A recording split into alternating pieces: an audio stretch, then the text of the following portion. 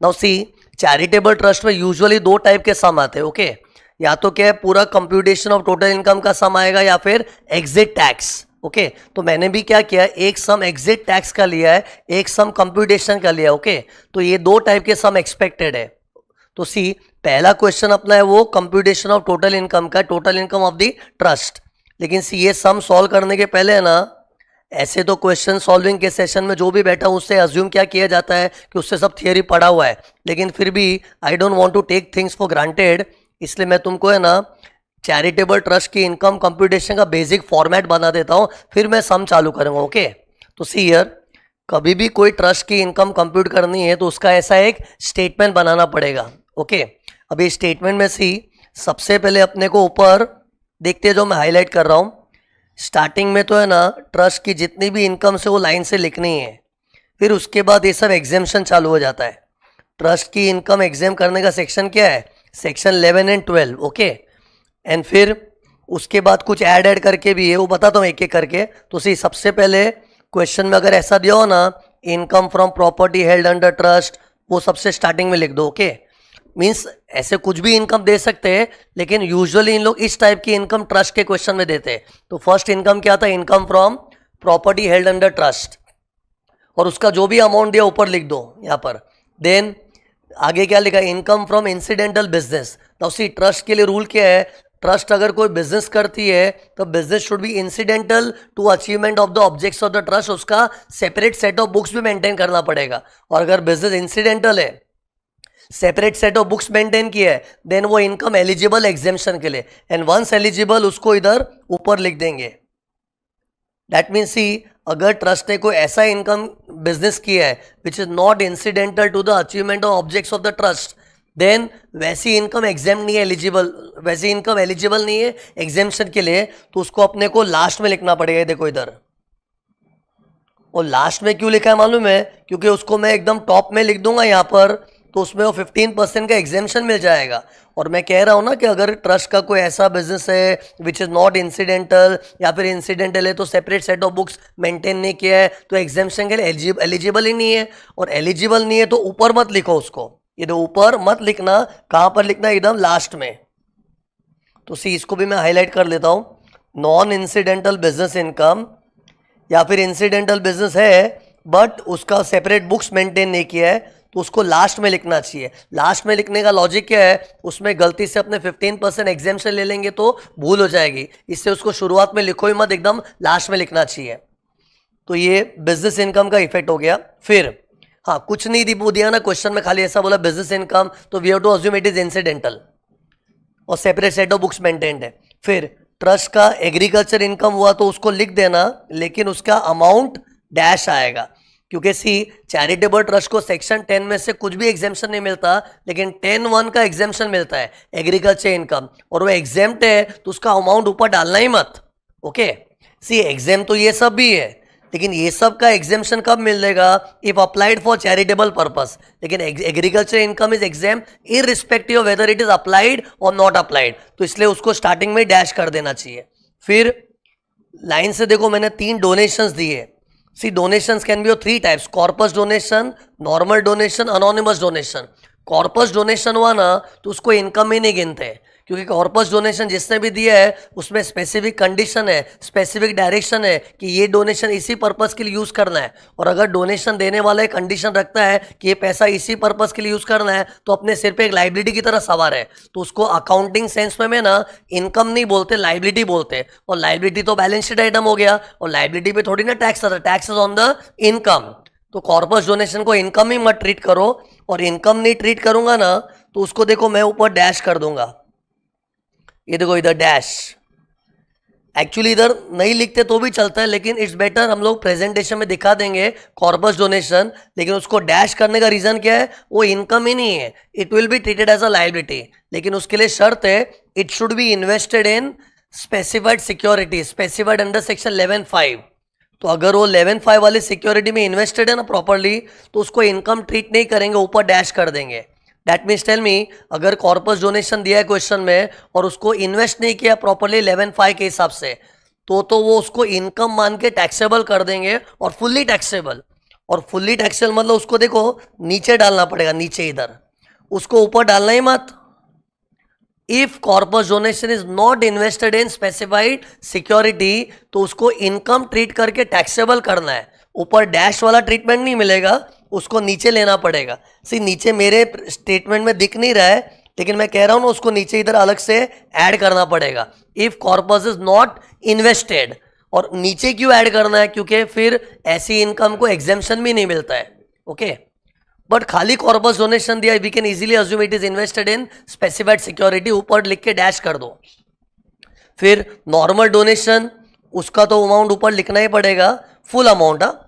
Okay, and फिर anonymous donation, anonymous donation अगर कोई रिलीजियस ट्रस्ट को मिलता है ना, तो उसका स्पेशल ट्रीटमेंट ही नहीं है। वो जो सुना है ना 30% टैक्स आता है, that is for anonymous donation received by a charitable trust. Religious trust को अनोनिमस डोनेशन मिला है तो उसको नॉर्मल डोनेशन ही ट्रीट करो, और उसको नॉर्मल डोनेशन की तरह ये देखो ऊपर लिख दो। देखो ब्रैकेट में मैंने क्या लिखा है, फुल अमाउंट, मतलब जितना भी अनोनिमस मिला है ना, पूरा अमाउंट ऊपर टॉप में लिख दो as if it's a normal donation. But charitable trust को अनोनिमस डोनेशन मिला है ना, तो उसका थोड़ा अमाउंट ऊपर आएगा एंड थोड़ा अमाउंट नीचे आएगा। स्क्रीन पर देखो क्या हाईलाइट कर रहा हूं, थोड़ा ऊपर आएगा एंड थोड़ा नीचे आएगा। ऊपर कितना आएगा, 5% ऑफ द टोटल डोनेशंस और ₹1 lakh, whichever is higher, उतनी अमाउंट हम लोग ऊपर लिख देंगे, और एक्स्ट्रा अनोनिमस डोनेशन को अपने को नीचे लिखना पड़ेगा। ये देखो मैंने लास्ट में लिखा भी है, एक से मैं हाईलाइट करके बताता हूँ। Anonymous donation up to 5% of total donation और 1 lakh, whichever is higher, ये ऊपर आ जाएगा। ओके, और एक्सेस अनोनिमस डोनेशन देखो मैं नीचे हाईलाइट कर रहा हूं, वो नीचे आ जाएगा। ओके, बट सी ओ 5% निकालने के लिए we have to consider all donations, जितने भी डोनेशन उसका 5% ले लो। नॉर्मल डोनेशन, अनोनिमस, कॉर्पस वॉर्पस सब टोटल करके 5% और 1 lakh whichever is higher, उतना अमाउंट ऊपर आ गया, और जो भी एक्स्ट्रा अनोनिमस है वो नीचे आ जाएगा इधर। ओके, तो ये चैरिटेबल ट्रस्ट हुआ, तो अनोनिमस डोनेशन थोड़ा ऊपर थोड़ा नीचे। फिर और भी कोई ट्रस्ट की इनकम हुई तो लिख देंगे अदर इनकम की तरह।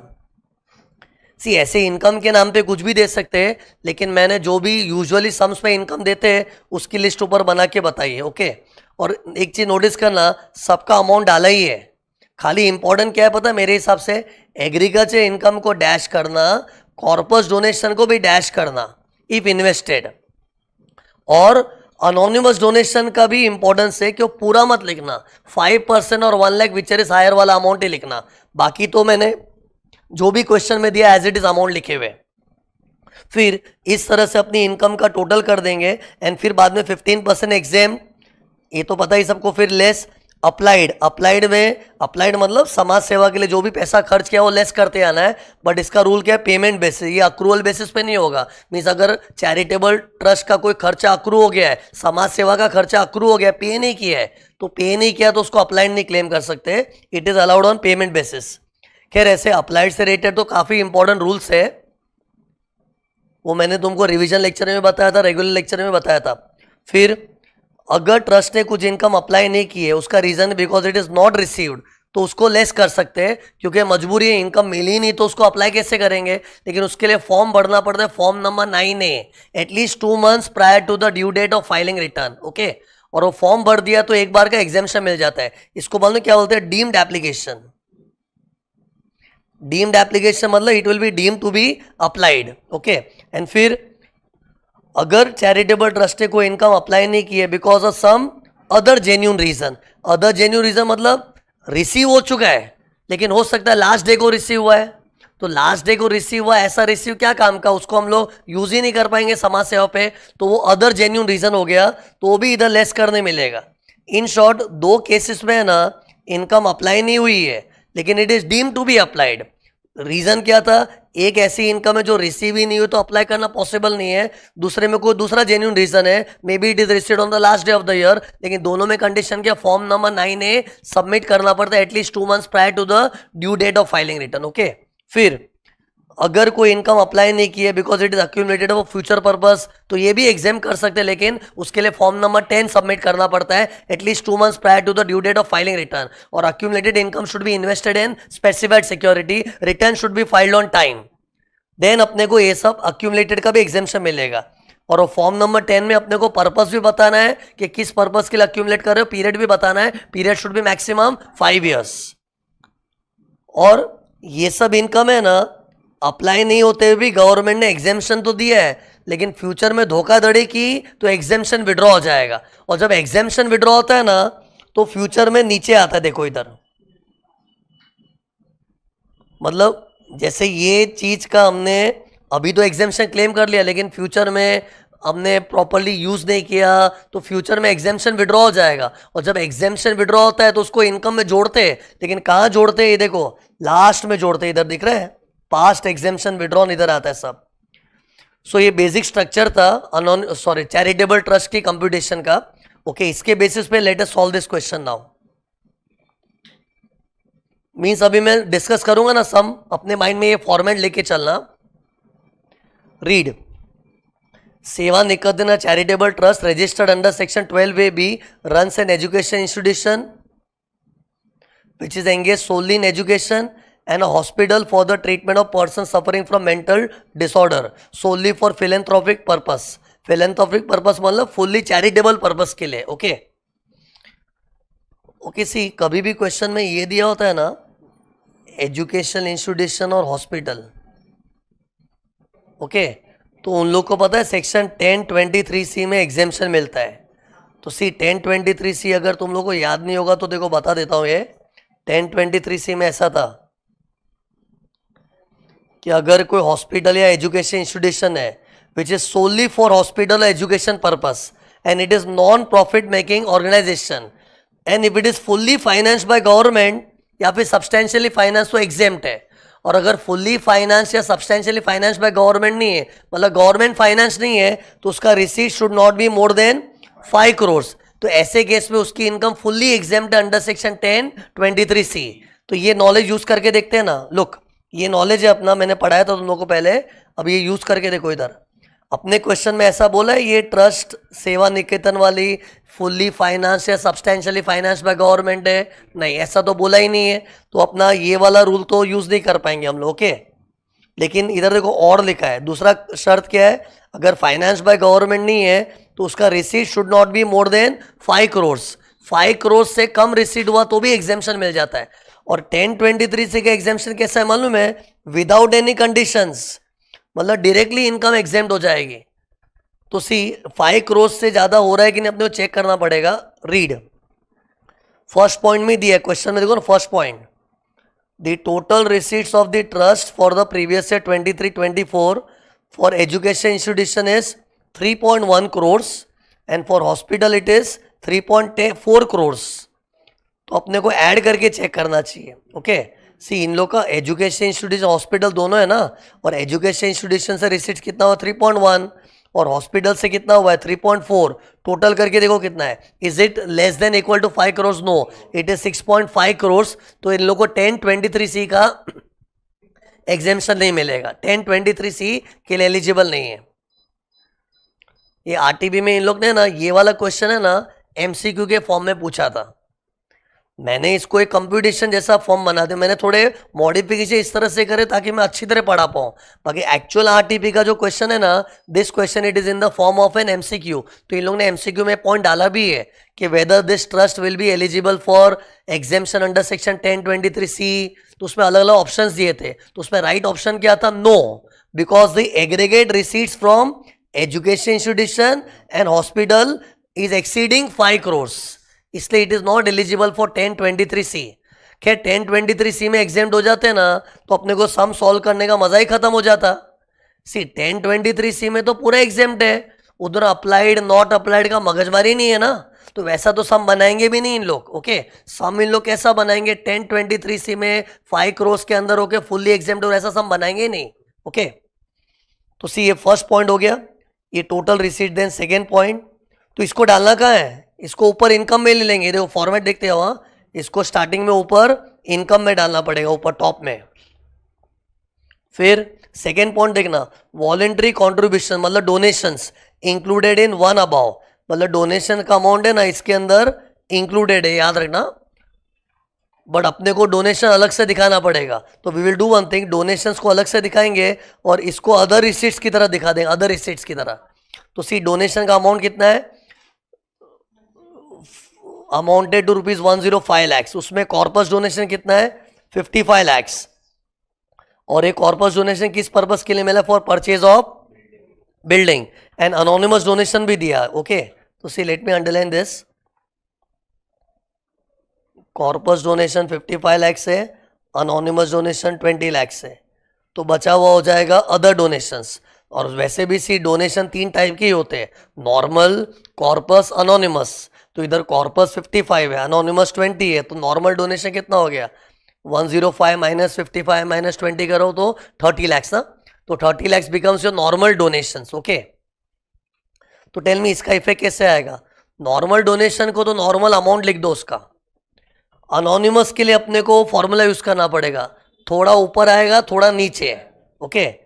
तो अनोनिमस में थोड़ा ऊपर कितना आएगा, 5% ऑफ द टोटल डोनेशंस, तो टोटल डोनेशंस तो 105 लैक्स है, तो इसका 5% दैट कम्स टू 5,25,000, 5.25 लैक्स, और 1 लाख विचर इज हायर, तो 5.25 लैक्स ये ऊपर आ जाएगा, कितना 5.25, तो 20 लाख में से 5.25 टॉप में आ जाएगा, टॉप बोलूंगा मतलब समझा ना, अपने स्टेटमेंट में इधर ऊपर आ जाएगा, इधर ये वाला 5.25 ऊपर आ जाएगा। और एक्चुअली अनोनिमस डोनेशन है कितना, है तो 20 लैक्स ना, तो 5.25 ऊपर आ गया, तो बैलेंस कितना बचा 14.75, इसको अपने को नीचे लिखना पड़ेगा, ये देखो 14.75 विल कम नीचे, ये दिख रहा है एक्सेस अनोनिमस डोनेशन, ये लास्ट में आ जाएगा। फिर तो अनोनिमस डोनेशन का इफेक्ट हो गया। अब कॉर्पस डोनेशन के लिए मैंने क्या बोला था, if it is invested in specified security, तो उसको स्टेटमेंट में ऊपर यहां पर शामिल कर देंगे और डैश करके करेंगे, डैश करके, इफ इट इज इन्वेस्टेड।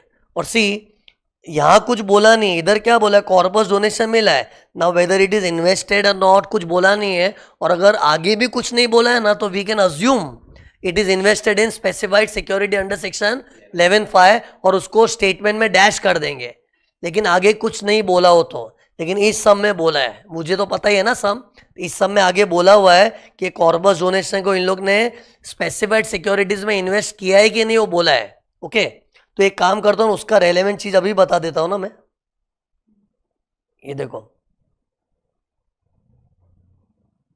ये इतना पोर्शन पढ़ लो ना, सेकेंड पॉइंट और third point, sorry third and fourth point एक बार रीड कर लो ना, जस्ट रीड इट वंस,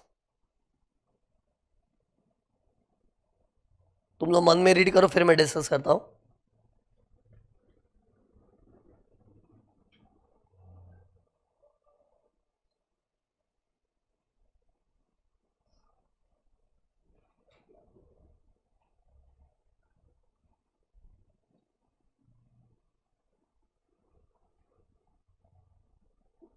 जो हाईलाइट करो उस पर ध्यान दो, कंप्यूटर्स परचेस्ड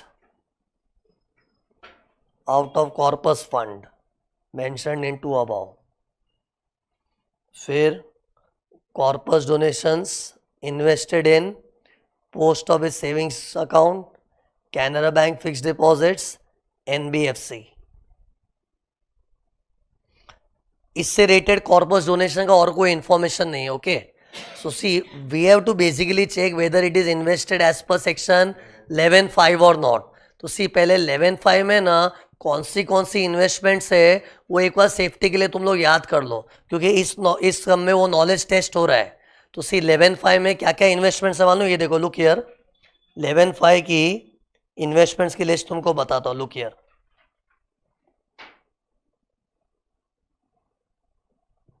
ये पढ़ो, इधर कीवर्ड दिख रहा है जीपीडी बायो, जीपीडी बायो, तो उसमें देखो जी फॉर गवर्नमेंट सेविंग सर्टिफिकेट्स, याद करते जाओ, मतलब इन सब जगहों में इन्वेस्ट किया ना कॉर्पस डोनेशन, तो क्या बोलते हैं, it is invested in specified security. तो अगर ऐसा हुआ तो अपने कॉर्पस डोनेशन को टॉप में डैश कर देंगे, मतलब उसको इनकम ही नहीं ट्रीट करेंगे, it will be treated as a liability, और जब इनकम ही नहीं तो स्टेटमेंट में उसको डैश कर देंगे, ओके।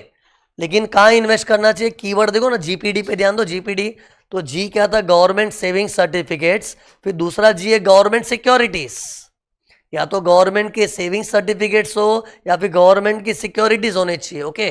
फिर P stands for post office savings account, एक और पी है public sector company, post office savings account, फिर पोस्ट ऑफिस सेविंग्स अकाउंट क्या देखो और क्या था, पब्लिक सेक्टर कंपनी। फिर D stands for debentures of a company जिसका principal as well as interest amount is guaranteed by government. तो मतलब कोई रिलायंस विलायंस के डिबेंचर्स भी हुआ तो चलेंगे, लेकिन उसका principal and interest amount is guaranteed by government. Means government ने गारंटी दी है कि डिबेंचर होल्डर का पैसा डूबेगा नहीं। ओके, तो सिर्फ खाली डिबेंचर्स नहीं होना चाहिए, debentures of a company whose principal and interest is guaranteed by government. मतलब सब जगह गवर्नमेंट जैसा कुछ होना चाहिए, नोटिस कर रहे हो कि नहीं। फिर बी स्टैंड्स फॉर बैंक में डिपॉजिट्स करना। बैंक में चाहे सेविंग्स अकाउंट हो, फिक्स डिपॉजिट हो, लेकिन कोई बैंक में डिपॉजिट करना चाहिए। It can be any scheduled bank, ऐसा लिखा है शेड्यूल्ड बैंक्स। ओके, तो ये बैंक्स हो गया। फिर बी देखा बैंक, फिर एक और भी है बॉन्ड्स, एक और भी है bonds of specified financial corporation, जो पीजीबीपी के चैप्टर में मालूम है वहां पर था सेक्शन 36(1) में। 36(1) में there are certain financial corporation जिन लोगों को ट्रांसफर टू रिजर्व का डिडक्शन मिलता है। इफ यू रिमेंबर वो कैसी इंस्टीट्यूशन थी, financial corporation engage in providing long term finance for agriculture, industry, infrastructure development and residential houses. ऐसी फाइनेंशियल कॉर्पोरेशन के बॉन्ड्स, बी क्या था, बॉन्ड्स। पहला बी क्या था, बैंक डिपॉजिट। दूसरा बी क्या था, bonds. Bonds of financial corporation providing long term finance for agriculture, industry, infrastructure, housing sector, ऐसी फाइनेंशियल कंपनी के बॉन्ड्स। फिर I stands for immovable property, immovable property. एक और आया है IDBI, industrial development bank of India, IDBI. फिर last O stands for other notified securities, others as में भी नोटिफाइड। मतलब एक्चुअली सी ये भी मैंने एकदम माइन्यूटली डिटेल लिस्ट नहीं दी है, क्योंकि सी आई फील कि इन लोग को ये लिस्ट में से इतना डिटेल नॉलेज बच्चों से एक्सपेक्ट नहीं करना चाहिए। लेकिन क्या है, एक मोटा मोटी आइडिया होना चाहिए ना। और सी ऐसे भी नहीं, मैंने कुछ कुछ ही बताया, मेजोरिटी सब बता दिया है। लेकिन अगर डिटेल कानून में घुस के कोई चेक करेगा ना, तो उसको और भी कुछ इन्वेस्टमेंट्स मिलेंगे थोड़े बहुत, लेकिन they are not so important. Main अपने को मेजर इन्वेस्टमेंट्स के नाम याद रखने हो, मैंने बता दिए। GPD bio. ओके, अब चेक करना अपने सब में जो कॉर्पस डोनेशन है वैसे इन्वेस्ट किया है क्या। क्या लिखा देखो, कॉर्पस डोनेशन कहाँ इन्वेस्ट किया है, post office savings account, yes ये एलिजिबल है। फिर कैनरा बैंक में फिक्स डिपॉजिट किया है, ये देखो बैंक वाला भी इधर था बायो में, पोस्ट ऑफिस वाला ये रहा। लेकिन नॉन बैंकिंग फाइनेंस कंपनीज वाला इस जीडीपी बायो में कवर्ड नहीं है। जीडीपी और जीपीडी जो भी बोलना है बोलो इसको, एनबीएफसी वाला इन्वेस्टमेंट इसमें नहीं है। क्योंकि सी ये बी मतलब शेड्यूल्ड बैंक्स, शेड्यूल्ड बैंक्स में डिपॉजिट करना अलाउड है, लेकिन एनबीएफसी में डिपॉजिट किया तो it is not a specified security, it is not a specified investments. In short see बातों बातों अपने नॉलेज मिल गया कि अपने को इन इन्वेस्टमेंट्स में ही ट्रस्ट को अपना कॉर्पस डोनेशन इन्वेस्ट करके रखना चाहिए। Okay, GPD bio. फिर लुक हियर, तो इस सब में ये देखो मैंने टिक मार्क क्रॉस मार्क किया दिख रहा है। पोस्ट ऑफिस में जो डाला है वो प्रॉपर है, कैनरा बैंक में डिपॉजिट किया वो भी चलेगा, शेड्यूल्ड बैंक हो गया ना कैनरा बैंक। मतलब एनबीएफसी वाला डिपॉजिट किया है मतलब वो बराबर नहीं है। तो और मैंने क्या बोला, कॉर्पस डोनेशन को अगर प्रॉपरली इन्वेस्ट नहीं किया ना तो उसको इनकम ट्रीट करके टैक्सेबल करवाएंगे और वैसी इनकम को नीचे लिखेंगे स्टेटमेंट में। ओके, अगर प्रॉपरली सिस्टमेटिकली इन्वेस्ट किया होता तो टॉप में लिखते और वो भी डैश लिखते। लेकिन अगर प्रॉपरली इन्वेस्ट नहीं किया है तो टॉप में कि नीचे लिखना है, नीचे, और वो भी अमाउंट लिखना है। ये देखो इधर मैंने बताया था ना, इधर लास्ट में अपने कुछ चीज़ें ऐड करते ना तो उसमें कॉर्पस डोनेशन भी इधर ऐड हो जाएगा if it is not invested. और सी इस सब में ना 10 लाख रुपया कॉर्पस का प्रॉपरली इन्वेस्ट नहीं किया है ना, उसके साथ ये भी प्रॉपरली इन्वेस्ट नहीं किया। देखो इससे कंप्यूटर खरीद लिया, अरे कंप्यूटर खरीदा हुआ नहीं चलता है। वैसे भी अपने को कॉर्पस डोनेशन किस काम के लिए मिला था, for the purchase of building. पढ़ो ना इधर, it was for the purchase of building. तो चलो बिल्डिंग खरीद लिए होते तो भी चल जाता है एक बार, तो भी अपने क्या बोलते हैं उसको डैश कर देते ऊपर स्टेटमेंट में। लेकिन इन लोग ने बिल्डिंग खरीदा कंप्यूटर्स, तो कंप्यूटर खरीदना is not a specified investments. Okay, तो इसको अपने को ये भी मिस इन्वेस्टेड बोलेंगे, मतलब प्रॉपरली इन्वेस्टेड नहीं है। इन शॉर्ट ये 30 lakhs और ये 10 lakhs को चमाट पड़ेगी। टोटल कॉर्पस कितना है 55 lakhs। तो 55 lakhs में से प्रॉपरली इन्वेस्टेड कितना है 15 लाख ही ना। तो जो प्रॉपरली इन्वेस्टेड है ऊपर डैश हो जाएगा और जो ढंग से इन्वेस्ट नहीं किया उसको नीचे डालना पड़ेगा। ओके, तो सी इसका एक बार मैं डायरेक्ट सॉल्यूशन में दिखा दूं कैसे किया ताकि तुम लोग को ये दो। कॉर्पस डोनेशन 15 lakhs को मैंने ऊपर डैश किया है। ये कौन सा है जो प्रिस्क्राइब मोड में मैंने इन्वेस्ट किया है, पोस्ट ऑफिस और बैंक वाला 11/5 वाले में। ओके, और वो 15 lakhs ही किया है ना। और अपने लफड़े किधर किए, लफड़ा किस में किया है, ये 30 लाख अपने इन्वेस्ट नहीं किए प्रॉपर जगह पे और कुछ एनबीएफसी में डाला ये 10 लाख। तो ये 30 और 10 कितना हो गया 40। तो इसको स्टेटमेंट में लास्ट में लिखेंगे और डैश नहीं इसका अमाउंट आएगा because it will become taxable. ये देखो इसका स्टेटमेंट में मैंने लास्ट में कहाँ लिखा है दिखा देता हूँ। ये देखो corpus donation not invested. Not invested मतलब not invested in section 11/5, modes prescribe under section 11/5 में इन्वेस्टेड नहीं है। ये था ना ये 30 लाख का जो कंप्यूटर खरीद लिया और 10 लाख का एनबीएफसी में डाल दिया, वो उसको लास्ट में ऐड किया है। ओके, इसको गलती से ऊपर लिख देंगे ना तो उसमें 15% का एग्जेम्पशन मिल जाएगा, लेकिन इससे 15% का एग्जेम्पशन नहीं है, इसको तो फुल्ली टैक्सेबल करना चाहिए। ओके, तो इन शॉर्ट कॉर्पस डोनेशन का मैंने नीचे 40 लाख दिखाया है और ऊपर 15 लाख को डैश करके दिखाया, डैश। ओके, और उसको क्या बोलना, it is not an income only. फिर अगला पॉइंट देखो सब में क्या है। ओके, ये पॉइंट नंबर 3 अपने बराबर से खत्म नहीं हुआ अभी तक।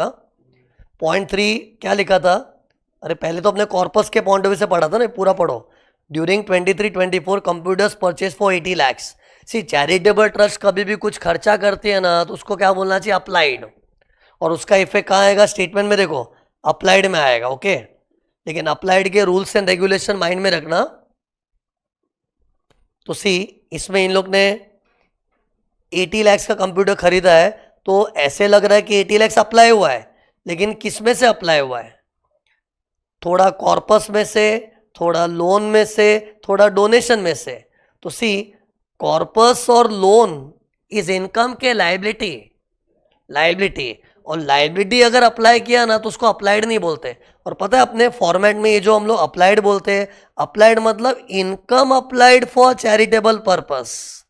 अगर तुमने इनकम अप्लाई की है समाज सेवा के लिए तो बोलेंगे applied, but income applied, I am stressing on the word income applied.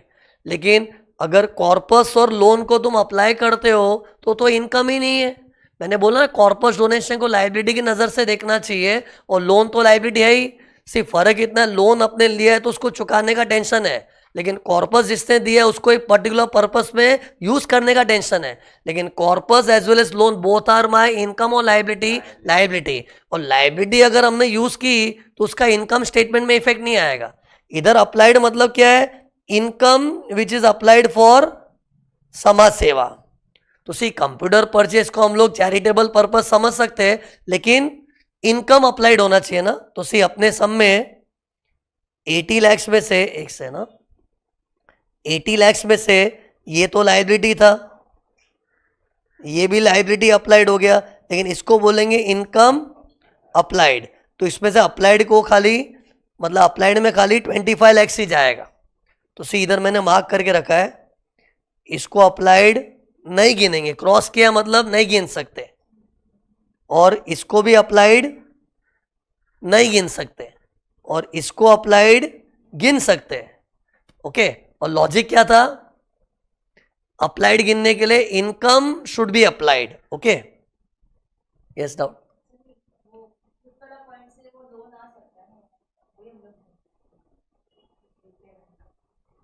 नहीं वो अलग है, वो बाद में आएगा। ये 5th पॉइंट का इफेक्ट अलग से है, वो अलग चीज है, बताता हूँ।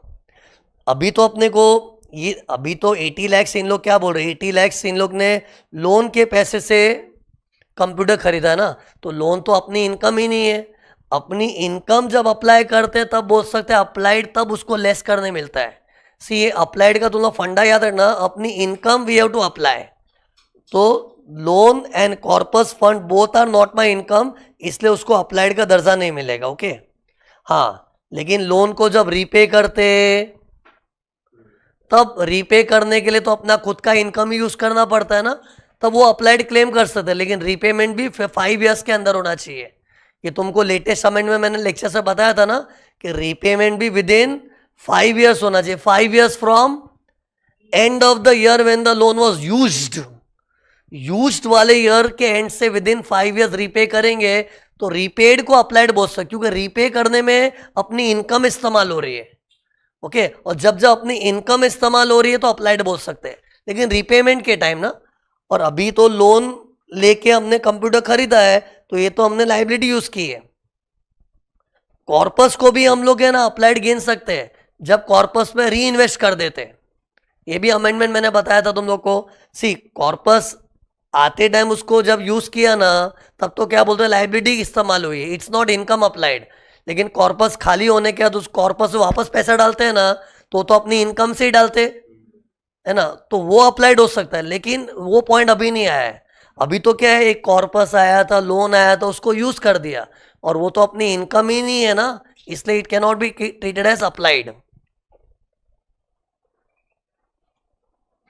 एनीवेज लोन रिपेमेंट का पॉइंट बाद में आने वाला है, तो सी अपने ये चेक करते आओ। फर्स्ट पॉइंट देख लिया, सेकंड देख लिया है, थर्ड भी हो चुका है ना अपना पूरा, फोर्थ भी अपने पूरे पढ़ चुके है ना। अब फिफ्थ पॉइंट पढ़ना इंपॉर्टेंट है। फिफ्थ पॉइंट पढ़ लो एक बार मन में तुम लोग।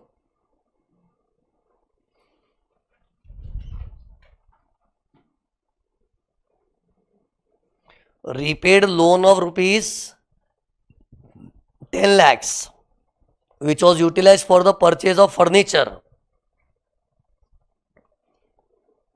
मतलब अपने लोन लिए थे फर्नीचर के लिए, लोन तो लेके फर्नीचर खरीद लिया, अभी उसका रिपेमेंट आया है। तो सी मैंने क्या, जब लोन यूज करते हैं तो इट इज इनकम अप्लाइड की लाइबिलिटी अप्लाइड, लाइबिलिटी अप्लाइड। लेकिन जब रीपे करते तो रीपेमेंट तो अपनी इनकम से ही होता है ना, तो उसको अप्लाइड गिन सकते हैं, but it should be repaid with in 5 years.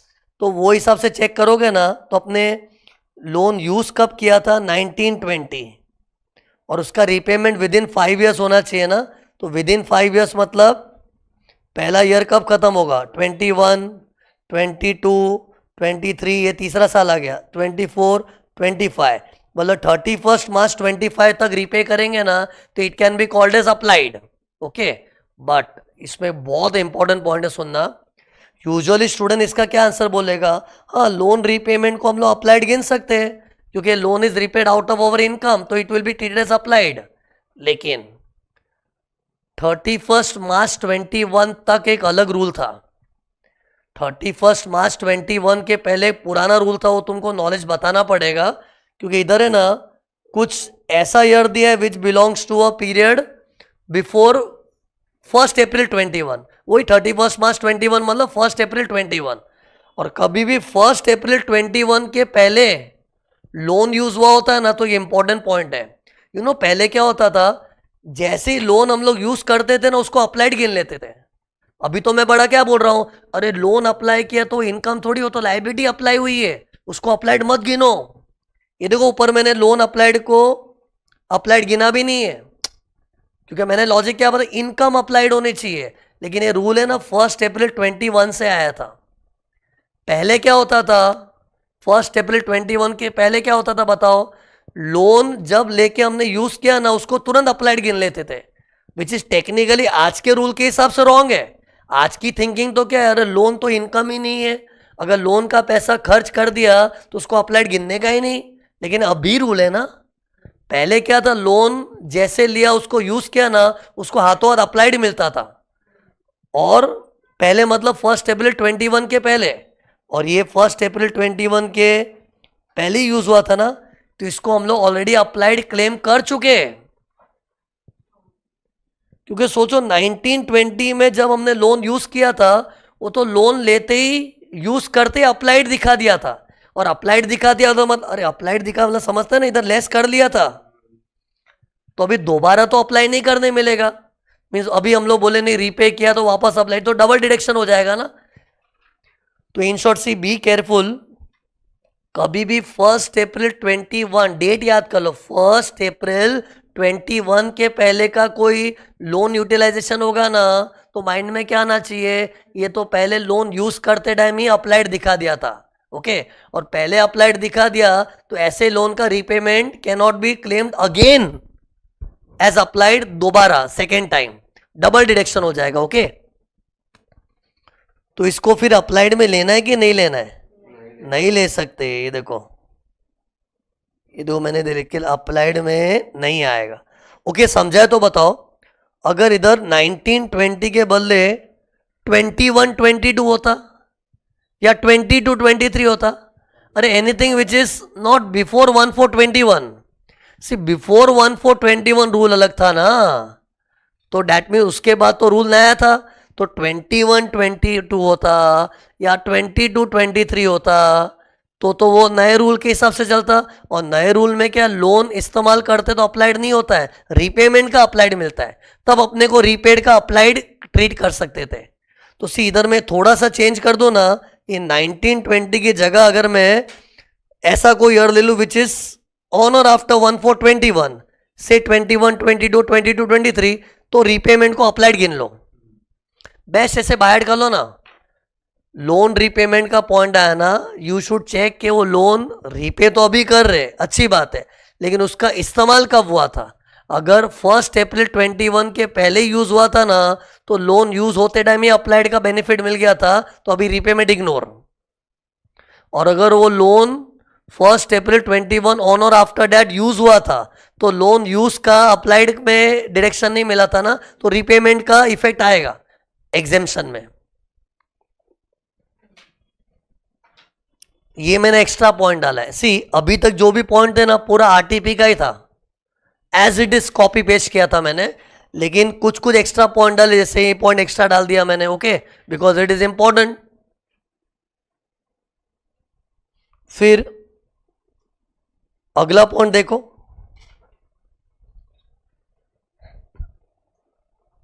Corpus fund,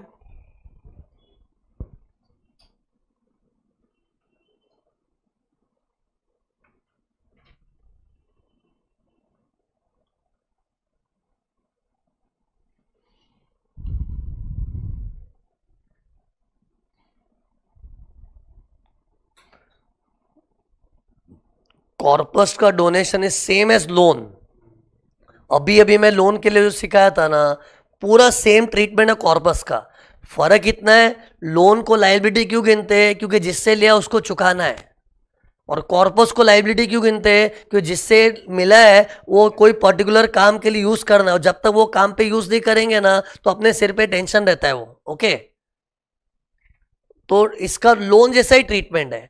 तो टेल मी, अभी अभी मैंने लोन के लिए क्या बताया था, 1 अप्रैल 21 के पहले लोन का पैसा यूज हो जाता है, तो लोन यूज होते ही टाइम अप्लाई का बेनिफिट मिल जाता है, तो रीपेमेंट इग्नोर, कब इग्नोर, 1 अप्रैल 21 के पहले हुआ तो, और 1 अप्रैल 21 के पहले लोन इस्तेमाल हुआ था, तो लोन इस्तेमाल का अप्लाइड में इफेक्ट नहीं आया था, तो रीपेमेंट का इफेक्ट आएगा, okay same thing you to apply with corpus, लेकिन फर्क क्या मालूम है, लोन तो जिससे लिया उसको रीपे करते हैं, कॉर्पस तो क्या है, जिससे लेके हमने एक बार इन्वेस्ट किया था ना, तो उसमें वापस री इन्वेस्ट करना पड़ता है, loan has to be repaid, corpus has to be reinvested, एक ही डिफरेंस, लोन को लिया तो रीपे करना है, और कॉर्पस को तो जहां डाल के रखा था ना 11.5 वाले आइटम्स में, उसमें खर्च होने का तो री इन्वेस्ट करना पड़ता है, और जैसे लोन में रीपेमेंट होता है, इधर री इन्वेस्टमेंट होता है, री इन्वेस्टमेंट या फिर री डिपॉजिट। तो इधर पढ़ो क्या लिखा था, ये कोई पुराना कॉर्पस है, तुम लोग पढ़ोगे तो समझेगा, ऊपर जो स्टार्टिंग में कॉर्पस दिया था ये तो इस साल का ताजा ताजा कॉर्पस था 23-24 का है ना, नीचे देखो क्या लिखा है, corpus fund of 10 lakhs and 5 lakhs utilised for purchase of building during 2021 and 21-22, मतलब कोई पुराना कॉर्पस है, यूज भी कर लिया था, कब यूज किया था, 10 लाख यूज किया था 20-21 में, और 5 लाख यूज किया था 21-22 में, ओके फिर क्या लिखा, it is deposited back in post office savings account during 23-24, तो सी इस साल में तो कॉर्पस यूज हुआ था, लेकिन 23-24 में क्या हो रहा है, री इन्वेस्ट कर रहे हैं, डिपॉजिट बैक कर रहे हैं। और कॉर्पस का रूल क्या है, अभी रूल क्या है बता, कॉर्पस का अभी लेटेस्ट रूल कि कॉर्पस जब यूज करते हैं तो इट इज इनकम अप्लाइड के लाइबिलिटी अप्लाइड, लाइबिलिटी अप्लाइड। लेकिन कॉर्पस में जब वापस डालते हैं वो तो इनकम में से डालते हैं ना, तो उसको री इन्वेस्टमेंट को अप्लाइड गिन सकते हैं।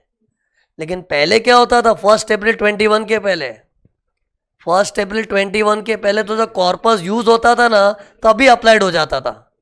तो सी इधर एक कॉर्पस हमने कब यूज किया था, 2021, मतलब 1 अप्रैल 21 के पहले का है। तो पहले कॉर्पस यूज होते टाइम ही अप्लाइड आ जाता था, तो उसको अप्लाइड में ले चुके हैं। तो अभी तुम डिपॉजिट बैक भी करोगे ना तो उसको अप्लाइड में दोबारा नहीं लेने मिलेगा। माना कि deposit back in post office करने के लिए हमने हमारी इनकम यूज की थी, लेकिन इसका अपने अप्लाइड में क्यों नहीं ले सकते, क्योंकि ऑलरेडी इसका बेनिफिट ले चुके हैं। लेकिन ये वाला कॉर्पस कब इस्तेमाल हुआ था, 21-22, मतलब 1 अप्रैल 21। अरे 1 अप्रैल 21 का रिलेवेंस समझ रहे हो, इस डेट को अमेंडमेंट आया था। और 1 अप्रैल 21 क्या था, अमेंडमेंट क्या था कि कॉर्पस इस्तेमाल करने को अप्लाइड नहीं बोलते, क्योंकि वो इनकम नहीं है, लाइबिलिटी इस्तेमाल हुई है, तो उसको अप्लाइड नहीं बोलते। लेकिन उसमें री इन्वेस्ट करेंगे तो अप्लाइड है। तो ये तो नए रूल के हिसाब से चलेगा ना। तो 21-22 इज आफ्टर 1 अप्रैल 21, तो ये अपने जब यूज किए थे तो अप्लाइड नहीं मिला था। ओके, क्यों, क्योंकि कॉर्पस यूज किया मतलब इनकम यूज किया कि लाइबिलिटी, तो इसको अप्लाइड में नहीं लेने मिला था। लेकिन अभी डिपॉजिट बैक करेंगे तो डिपॉजिट बैक तो इनकम से होता है, तो ये अप्लाइड में आ सकता है इन शॉर्ट। और ये पॉइंट तो मैंने एज इट इज आरटीपी का उठाया, एज इट इज आरटीपी का same to same copy paste है। तो टेल मी, इन 2 ईयर का फाइनल इफेक्ट बताओ क्या आएगा। ये बिफोर 1/4/21 है, तो बिकॉज इट इज बिफोर 1/4/21 तो पहले कॉर्पस यूज करते हैं अप्लाइड हो चुका था, तो अभी इग्नोर। और ये 1/4/21 के बाद का है, तो कॉर्पस यूज करते हैं अप्लाइड नहीं आया था, क्योंकि अभी मॉडर्न रूल क्या है कि कॉर्पस यूज करते तो इनकम थोड़ी यूज हुआ है, लाइबिलिटी यूज हुआ है, तो उसको अप्लाइड में लिया ही नहीं था 21-22 में, है ना। लेकिन अभी डिपॉजिट बैक किया तो अप्लाइड में आएगा। तो सी इसका समरी देखो, ये रहा 2021 का कॉर्पस जो यूज हो गया ना, उसको हम लोग डिपॉजिट बैक करेंगे तो it can not be claimed as applied, but this can be claimed as applied. See मैंने जो भी क्वेश्चन बनाया, सी ऐसे नहीं कि खाली क्वेश्चन सॉल्विंग का करना है, मतलब ऐसे रैंडमली कोई भी सम उठा लिया। Literally I am putting my thoughts and time कि क्या सम लूँ क्या नहीं लूँ, क्योंकि सी ये तो तुम लोग को भी मालूम है 20-20 सम तो सॉल्व नहीं कर सकता तुम लोग के साथ, और वो करवाना अच्छी बात भी नहीं है, इतना ज़्यादा बिगाड़ना बच्चों को। ओके, लेकिन एट द सेम नॉलेज भी देना है, तो एक सम के अंदर मैंने मैक्सिमम कवरेज कर लिया है। तो लिटरली मतलब तुम्हारे सामने भले एक सम सॉल्व होगा, लेकिन मैंने खुद गो थ्रू किए होंगे 20-25 सम, तब जाके एक सम तुम्हारे सामने आया है। तो ये पॉइंट नंबर 6 हो गया। ओके, सॉल्यूशन बाद में दिखाऊंगा इसका तुम लोग को। फिर ये देखो नेक्स्ट पॉइंट देखना,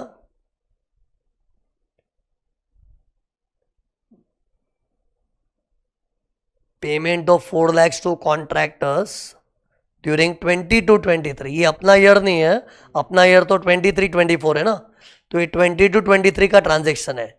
उसका टीडीएस डिडक्ट करके डिपॉजिट कब किया था, दिसंबर 23। सी 40 ये मान low income from business, PGBP पे रूल था कि कोई भी खर्चे में टीडीएस होता है तो टीडीएस कब तक डिपॉजिट करना चाहिए। ऐसे तो टीडीएस अगले महीने की 7 को डिपॉजिट करना होता है, लेकिन पीजीबीपी में खर्चा अलाउ करने में रूल क्या था कि TDS should be deposit return, और अगर up to the due date of filing return हो जाता है तो उसका तुरंत खर्चा अलाउ हो जाता है। लेकिन up to the due date of filing return deposit नहीं किया तो 30% disallowed if it is a payment to resident, non resident है तो पूरा डिसअलाउड। तो सी इधर वही नॉलेज यूज करो ना। खैर इधर पीजीबीपी नहीं कर रहे हम लोग, चैरिटेबल ट्रस्ट कर रहे हैं, लेकिन लॉ में क्या लिखा है, जो नियम हम 40A के अंदर पीजीबीपी में अप्लाई करते हैं वो चैरिटेबल ट्रस्ट के लिए भी एप्लीकेबल है। ओके, तो सी इधर दिमाग लड़ाओ क्या हुआ था। सी पेमेंट मतलब अप्लाई हुआ है, लेकिन ये करंट ईयर में अप्लाई हुआ है कि 20 to 23? 20 to 23 मतलब ये तो पिछला साल है ना, लेकिन अपने को इसका पूरा डिडक्शन नहीं मिला था। क्यों? क्योंकि इसका टीडीएस हमने दिसंबर 23 में डिपॉजिट किया था, और रूल क्या है, TDS should be deposit up to the due date of filing return. और इस साल का due date of filing return क्या आता है? अरे ट्रस्ट लो की ड्यू डेट होती है 31 अक्टूबर, और ये 23 हो जाएगा। और अक्टूबर क्यों बोला? क्यों हर ट्रस्ट को अपना अकाउंट्स ऑडिट करवाना पड़ता है, और ऑडिट करवाना पड़ता है तो ड्यू डेट इज 31 अक्टूबर। तो 31 अक्टूबर 23 क्यों लिख रहा हूं? क्योंकि मैं 20 to 23 का due date of filing return निकाल रहा हूं। तो सोचो 20 to 23 की due date of filing return के टाइम डिपॉजिट हो चुका था टीडीएस? नहीं, ये देखो कब डिपॉजिट हुआ था, दिसंबर 23। मतलब लास्ट ईयर इन लोग ने टीडीएस में गड़बड़ की थी। कब तक डिपॉजिट हो जाना चाहिए था? अक्टूबर 23 तक, किया दिसंबर 23, तो लास्ट ईयर डिसअलाउ हो गया था, पूरा नहीं 30%। लेकिन लास्ट ईयर जो 30% डिसअलाउ हुआ था अभी अलाउ होगा अभी, क्योंकि अभी 23 में तो डिपॉजिट कर दिया ना। चलो अभी भी टीडीएस डिपॉजिट नहीं किया होता ना तो अभी भी अलाउ नहीं क्लेम कर सकते थे, लेकिन अभी तो दिसंबर 23 में तो डिपॉजिट हो ही गया है। तो सी इसमें ऐसे याद हो, लास्ट ईयर 30% डिसअलाउ हुआ था, वही 30% अभी अलाउ हो जाएगा। तो ये देखो इसका अलाउ मतलब किधर आएगा इफेक्ट? इसका अप्लाइड में आएगा। एक से ना,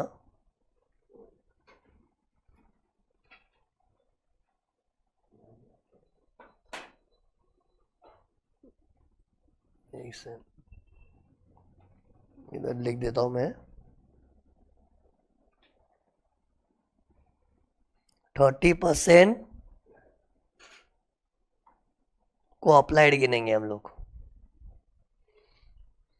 अप्लाइड मतलब इसका इफेक्ट इधर आएगा, लुक हियर, यहां पर लेस 30%, क्योंकि लास्ट ईयर 30% लेस नहीं करने मिला था, तो अभी तो करेंगे ना। फिर अगला पॉइंट देखो, ये सब मैंने एक्स्ट्रा पॉइंट्स डाले हैं।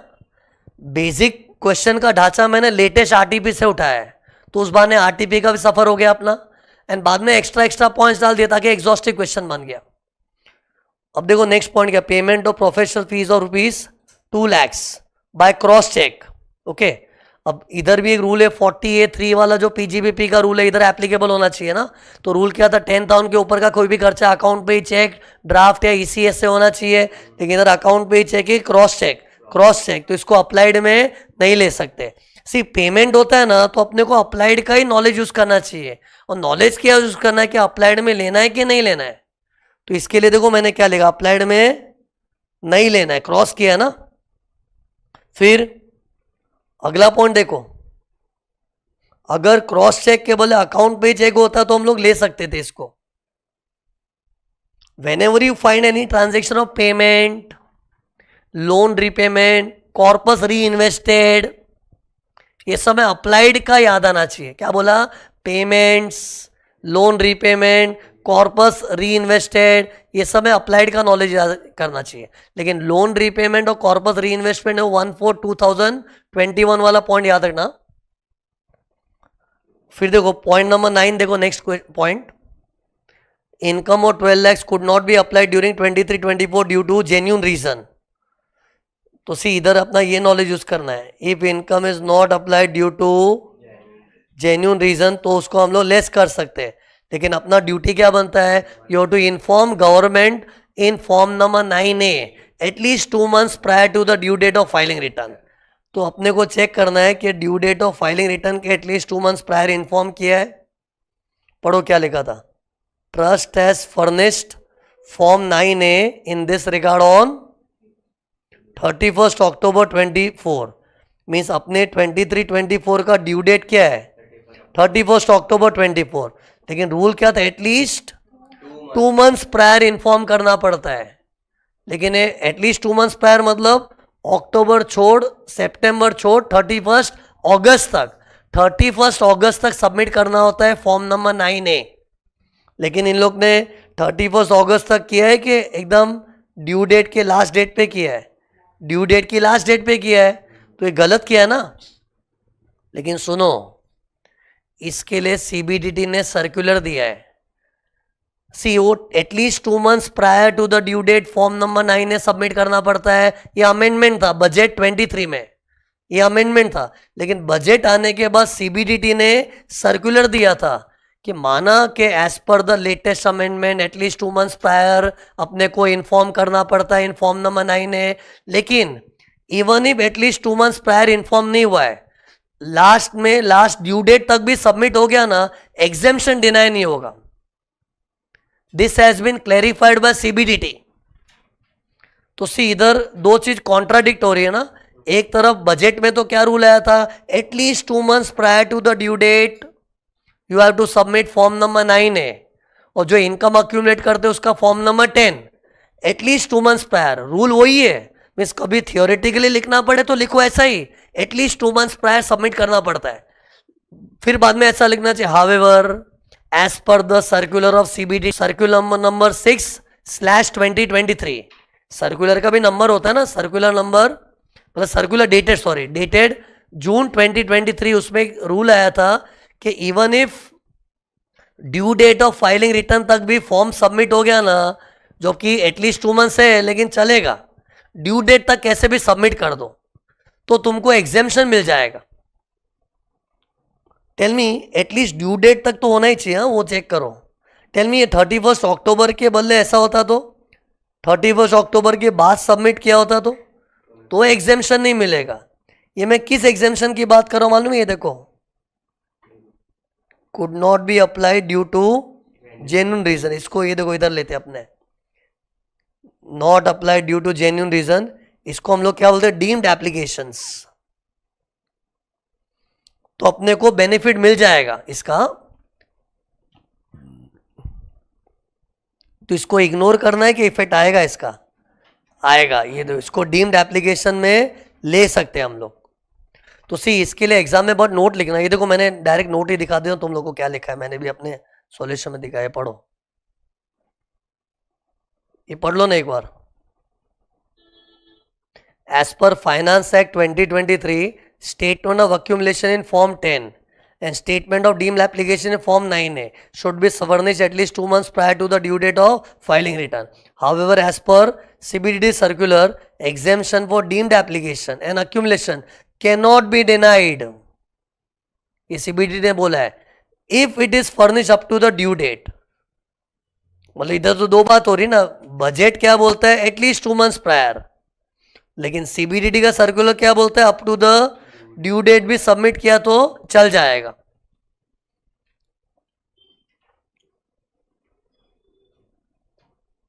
फिर नेक्स्ट पॉइंट देखना,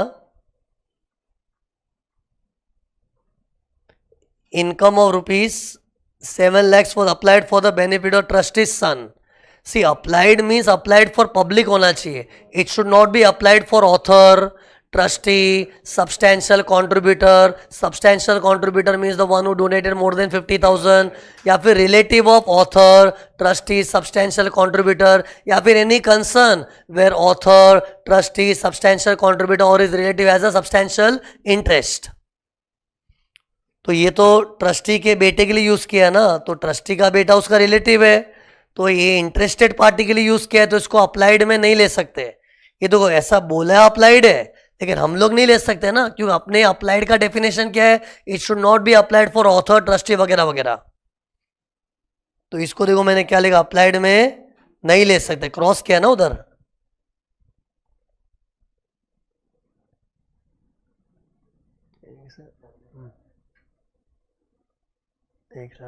ठीक है। फिर नेक्स्ट पॉइंट देखना, operating expenses of the trust during 23-24 amounted to 240 lakhs, out of which 8 lakhs is outstanding. तो सी ऑपरेटिंग एक्सपेंस मतलब पैसा जा रहा है तो ये भी अप्लाइड है, लेकिन अप्लाइड में पेमेंट बेसिस पे होता है ना, तो इतना तो आउटस्टैंडिंग है, तो उसको अप्लाइड क्लेम नहीं कर सकते। तो अपने 240 में से जितना आउटस्टैंडिंग उसको छोड़ दो, बचा कितना, 232 lakhs विल बी अप्लाइड। इधर दो 232 lakhs को हम लोग अप्लाइड में ले सकते हैं, ओके, क्योंकि पेमेंट बेसिस पे अप्लाइड होता है। सी अप्लाइड में इफेक्ट आएगा मालूम कैसे पड़ता है, कभी भी अपना पैसा जा रहा है, ओके, तब फिर acquired a building for 80 lakhs on 1st June 23 for expansion of hospital. Cost of land included therein is 50 lakhs. Stamp duty value of land and building is 210 lakhs. Stamp duty value क्यों दिया मैं? इन लोग क्या बताना चाह रहे हैं, हमने बिल्डिंग खरीदी है, अपने को बिल्डिंग सस्ते में पड़ी, 210 की बिल्डिंग 80 लाख में पड़ी, और पता है इनकम फ्रॉम अदर सोर्स में रूल है कि कभी भी फ्री में प्रॉपर्टी मिला या फिर कम प्राइस में मिला तो इट बिकम्स अ गिफ्ट, और if it is more than 50,000 it will be taxable. लेकिन गिफ्ट कब बोलते हैं, या तो फ्री में मिला है या नो प्राइस या लो प्राइस. नो प्राइस मतलब फोकट में मिला हो या सस्ते में मिला हो. सोचिए इधर फोकट में तो नहीं मिला, हमने 80 लाख दिया है, लेकिन 210 वाली चीज का 80 दिया है तो सस्ते में मिला. So what is the amount of सस्तापन? डिफरेंस देखो, 210 माइनस 80 कितना हो गया? 130 लैक्स. तो 130 लैक्स अपने को सस्तापन मिला है, और जो भी सस्तापन मिलता है ना उसको हम लोग गिफ्ट ट्रीट करते हैं. एंड इफ दैट सस्तापन इज मोर देन 50,000 तो उसमें गिफ्ट वाला टैक्स भी आता है.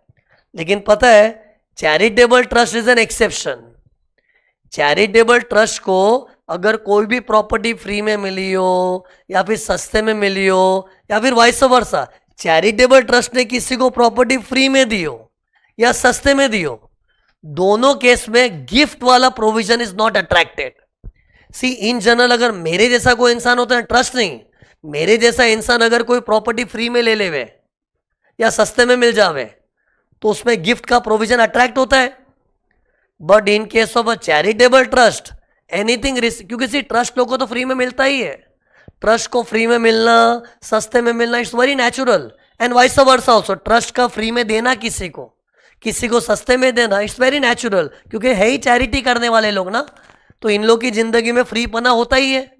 तो जो गिफ्ट के प्रोविजंस है ना, बाय द वे गिफ्ट का वाला सेक्शन क्या है? 56 to 10, एक सही दल 56 to 10 में सब गिफ्ट के प्रोविजंस है. उधर पता है एक रूल तो था, मैरिज पे गिफ्ट मिलता है एग्जेम्प्ट है, रिलेटिव से मिलता है एग्जेम्प्ट है. तो उस एग्जेम्पशन में ये भी एक है कि एक चैरिटेबल ट्रस्ट को गिफ्ट मिलता है या फिर चैरिटेबल ट्रस्ट ने किसी को गिफ्ट दिया, और गिफ्ट के रूप में चाहे फ्री में मिला हो कि सस्ते में मिला हो, तो 56 to 10 इज नॉट अट्रैक्टेड. कि ये दिया था ताकि स्टूडेंट है ना गिफ्ट का प्रोविजन इधर यूज करे, लेकिन मत यूज करना, इस पे ध्यान ही मत दो. सस्ते में मिला है तो ठीक है ना, चैरिटेबल ट्रस्ट लोग को तो सस्ते वस्ते मिलता ही है. इन शॉर्ट अपने को है ना ये इग्नोर करना है. प्रिंटिंग मिस्टेक नहीं है, दिमाग लड़ा रहा है मैंने, ये इग्नोर कर दो. तो बस सीधा इस पे ध्यान दो ना.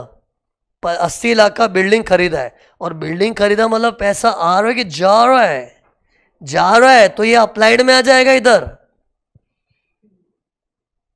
अरे बिल्डिंग खरीद, अरे अप्लाइड मतलब रेवेन्यू एक्सपेंडिचर कैपिटल एक्सपेंडिचर सब कुछ आ जाएगा ना. तो this is a capital expenditure but it can be claimed as applied. तो इधर देखो मैंने क्या लिखा, अप्लाइड. कितना अप्लाई किया है? 80 लैक्स. इसमें लैंड का कॉस्ट भी इंक्लूडेड है, तो पूरा 80 लैक्स इज अप्लाइड. हाँ, अगर ये ट्रस्ट का सम नहीं होता ना तो देखना चाहिए कि भाई 210 की प्रॉपर्टी 80 में कैसे मिल गई, है ना. तो गिफ्ट का प्रोविजन यूज करना पड़ता है, और उसमें भी है ना अपने को देखना चाहिए 10% ऑफ एक्चुअल प्राइस और 50,000 विचर इज हायर का डिफरेंस हुआ ना, उतने तक डिफरेंस हुआ तो गिफ्ट एग्जेम्प्ट है, उससे ज्यादा है तो गिफ्ट टैक्सेबल है. क्योंकि इमूवेबल प्रॉपर्टी में खाली 50,000 ही नहीं देते, 50,000 और 10% of the actual price whichever is higher, उतने तक का सस्तापन है एग्जेम. उससे ज्यादा का सस्तापन मिला है तो taxable as gift in 56 to 10, but that is for normal people, not for trust.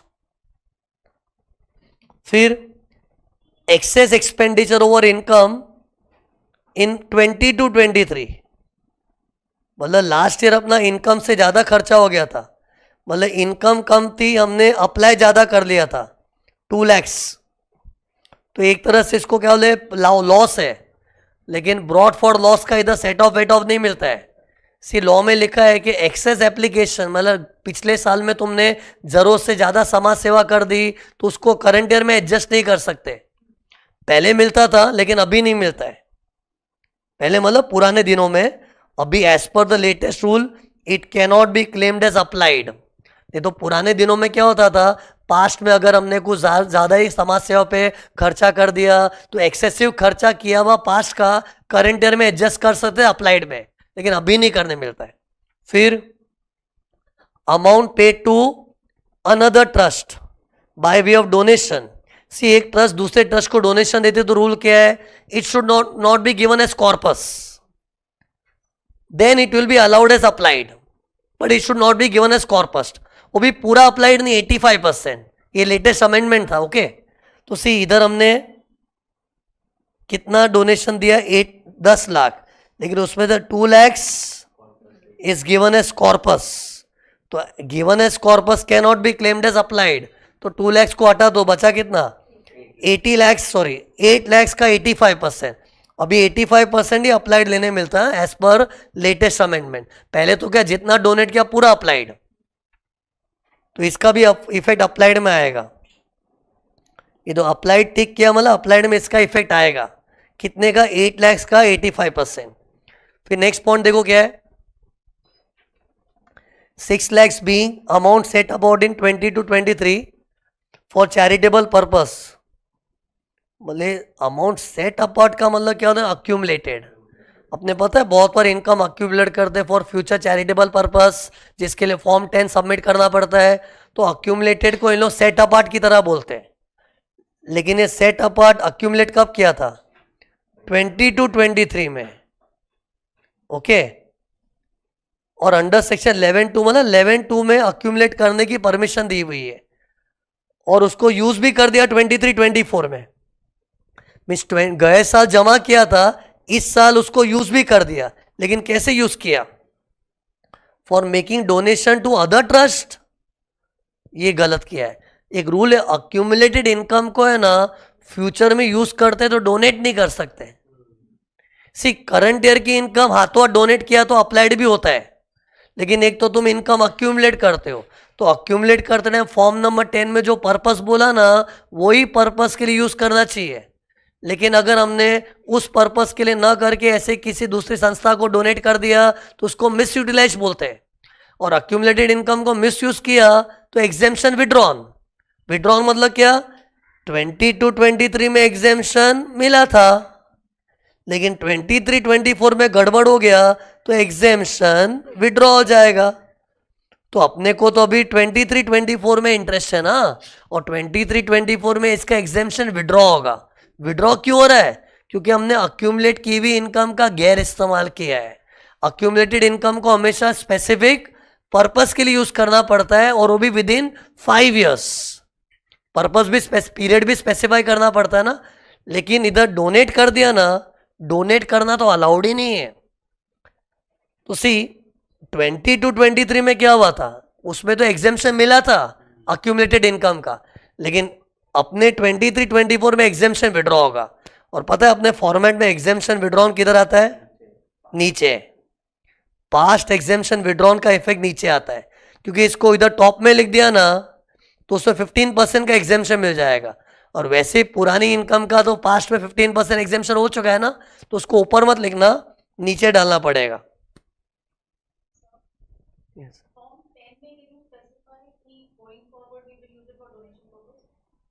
No, form 10 में डोनेशन, सी किसी का डाउट क्या है, सर फॉर्म 10 भरते टाइम ही लिख दो कि हम लोग डोनेट करेंगे। सी अक्यूमुलेशन का लॉजिक क्या है, गवर्नमेंट सोचती है हाँ कोई बड़ा प्रोजेक्ट होगा ट्रस्ट का तो उसके लिए पैसे इकट्ठे करने पड़ेंगे। अब किसी को डोनेट करना है, कोई बड़ा प्रोजेक्ट कर रहा है, डोनेट करना तो अभी कर दे, फ्यूचर में क्यों करना है। अक्यूमुलेशन का लॉजिक ही क्या है कि चलो कोई स्कूल वाली चैरिटेबल ट्रस्ट सोच रहे बड़ी स्कूल बनाएंगे या कॉलेज बनाएंगे, तो उसके लिए अभी से जमा करना है पैसा, कोई बड़े प्रोजेक्ट के लिए, तो उसके लिए अक्यूमुलेशन सेंसिबल लगता है ना। लेकिन तुम अगर फॉर्म 10 भरते टाइम बोलो कि नहीं हमको डोनेट करने के लिए अक्यूमुलेट करना है, तो ये तो फनी है। डोनेट करना है तो कर करा के खत्म कर, नहीं अभी जमा करके बाद में डोनेट करेंगे, कितना फनी लगता है। तो फॉर्म 10 में भी लिखना अलाउड नहीं है। Okay, in short, accumulated income should be used for the definite purpose, and that purpose can never be donation. And if you donated, तो अभी तो एग्जेम्पशन मिल जाएगा, लेकिन जब डोनेट किया तो एग्जेम्पशन विड्रॉन। तो ये एग्जेम्पशन विड्रॉन में आएगा इसका इफेक्ट। देखो क्या लिखा है, एग्जेम्पशन विड्रॉन। फिर देखो लास्ट पॉइंट देखना, 90 lakhs accumulated for future charitable purpose. ये तो ताजा अक्यूमुलेशन है इस साल का, और उसका स्टेटमेंट इन फॉर्म 10 फर्निश भी किया है। कभी 24 अक्टूबर 24। एक्चुअली रूल किया at least 2 months prior to the due date submit करना पड़ता है, विच कम्स टू 31 अगस्त। लेकिन सीबीडीटी ने चला लिया है। सीबीडीटी ने बोला है with due respect to the amendment we will allow the exemptions to the trust even if the form is submitted up to the due date of filing return. और ये up to the due date तो submit हो ही गया ना। Due date trust का क्या होता है 31 अक्टूबर, तो इसका एग्जेम्पशन मिल सकता है, मतलब इसको एक्यूमुलेशन में ले सकते हैं। ओके, तो डिस्कशन हो गया। अब इसका सॉल्यूशन देख लो कैसा है। सी अपने क्वेश्चन में ना इनकम्स क्या क्या थी देखो। सी स्टार्टिंग में इनकम्स तो स्टार्टिंग में थी ना ये दोनों, बाद में तो सब खर्चों का ही डिटेल दिया था, अलग अलग अप्लाइड था, लेकिन इनकम के नाम पे ही दिया था टोटल रिसीट्स, और उसके अंदर ये डोनेशन इंक्लूडेड था। तो एक बार देख लो ना, टोटल रिसीट 3.1 और 3.4 है ना, और इसमें डोनेशन शामिल है। तो मैं डोनेशन को अलग कर दूं क्योंकि मुझे डोनेशन का अलग प्रेजेंटेशन करना है। इसमें डोनेशन को निकालो, 3.4 करोड़ और 3.1 करोड़ में से डोनेशन कितना है 1.05 करोड़। ये 1.05 करोड़ हो गया ना ये, तो वो लेस कर देंगे, तो ये देखो 5.45 करोड़ आ गया। डोनेशन को लेस क्यों किया है, क्योंकि उसको मुझे अलग से प्रेजेंट करना है इधर। ओके, तुम लोग सॉल्यूशन का ढांचा देखो ना, ऊपर इनकम्स आएंगी जो एग्जेम्पशन के काबिल है, रेड वाली चीज देखो ना, फिर 15% एग्जेम्प्ट हो जाता है, फिर सब अप्लाइड का इफेक्ट आता है, फिर इसके बाद क्या आएगा, not applied because not received, not applied because of other reason, मतलब डीम्ड एप्लीकेशन बोलते हैं, फिर अक्यूमुलेशन का इफेक्ट आता है, फिर लास्ट में incomes which are not eligible for exemption, मतलब कोई पुराने एग्जेम्पशन विड्रॉ हो रहे, मतलब जिस इनकम को एग्जेम्पशन नहीं देना वो नीचे आता है। ओके, तो रेड वाली चीज मैंने जो किया ना वो मेन है, उससे एक तरह से मैंने फॉर्मेट ही लिख दिया पूरा। तो सी पहले इनकम में अपने पास ये इनकम थी, फिर डोनेशन का इफेक्ट देखो, कॉर्पस डोनेशन को डैश कर दिया। ये कौन सा वाला कॉर्पस है, 15 लाख का जो सिस्टमैटिकली इन्वेस्ट किया था, और जो गड़बड़ की है ना कॉर्पस की, उसको तो नीचे डाला है मैंने इधर। कॉर्पस मस्ती किया ना जो, कॉर्पस मस्ती नीचे आता है, और कॉर्पस में अगर सिस्टमैटिक पना है तो ऊपर डैश हो जाता है। फिर अनोनिमस डोनेशन में 5% और 1 लाख विच इज हायर वाला वो तो कैलकुलेट किया था ना, उतना अमाउंट इधर आ गया, लेकिन क्वेश्चन में अनोनिमस डोनेशन 20 लाख था, तो बैलेंस कितना बचा 14.75 लाख, उसको नीचे डाला। एक बार देख लो फटाफट, है ना। फिर बाकी अदर डोनेशन नॉर्मल है। अदर ये कैसे कि वर्किंग क्या समझा ना, क्वेश्चन में दिया ही था ना, अदर डोनेशंस 105 में से इतना कॉर्पस है, इतना अनोनिमस है, तो बचा कितना 30 lakhs becomes your other donations. Okay, तो इनकम के नाम पे ये 3 इनकम आ गई, फिर लेस 15% एग्जाम, एंड फिर देखते हो कॉर्पस से कंप्यूटर खरीदा तो इसको इनकम अप्लाइड बोलते हैं कि लाइबिलिटी अप्लाइड, लाइबिलिटी अप्लाइड, इसलिए डैश। अपने को क्या चाहिए, इनकम अप्लाइड, और लोन से कंप्यूटर खरीदा ये भी liability applied, it's not income applied, तो ये भी डैश किया है। और डोनेशंस को तो इनकम में गिना है ना, और उससे कंप्यूटर खरीदा तो अप्लाइड। ये पता है ये कौन सी 3 चीज है, ये इसका इफेक्ट दिया है।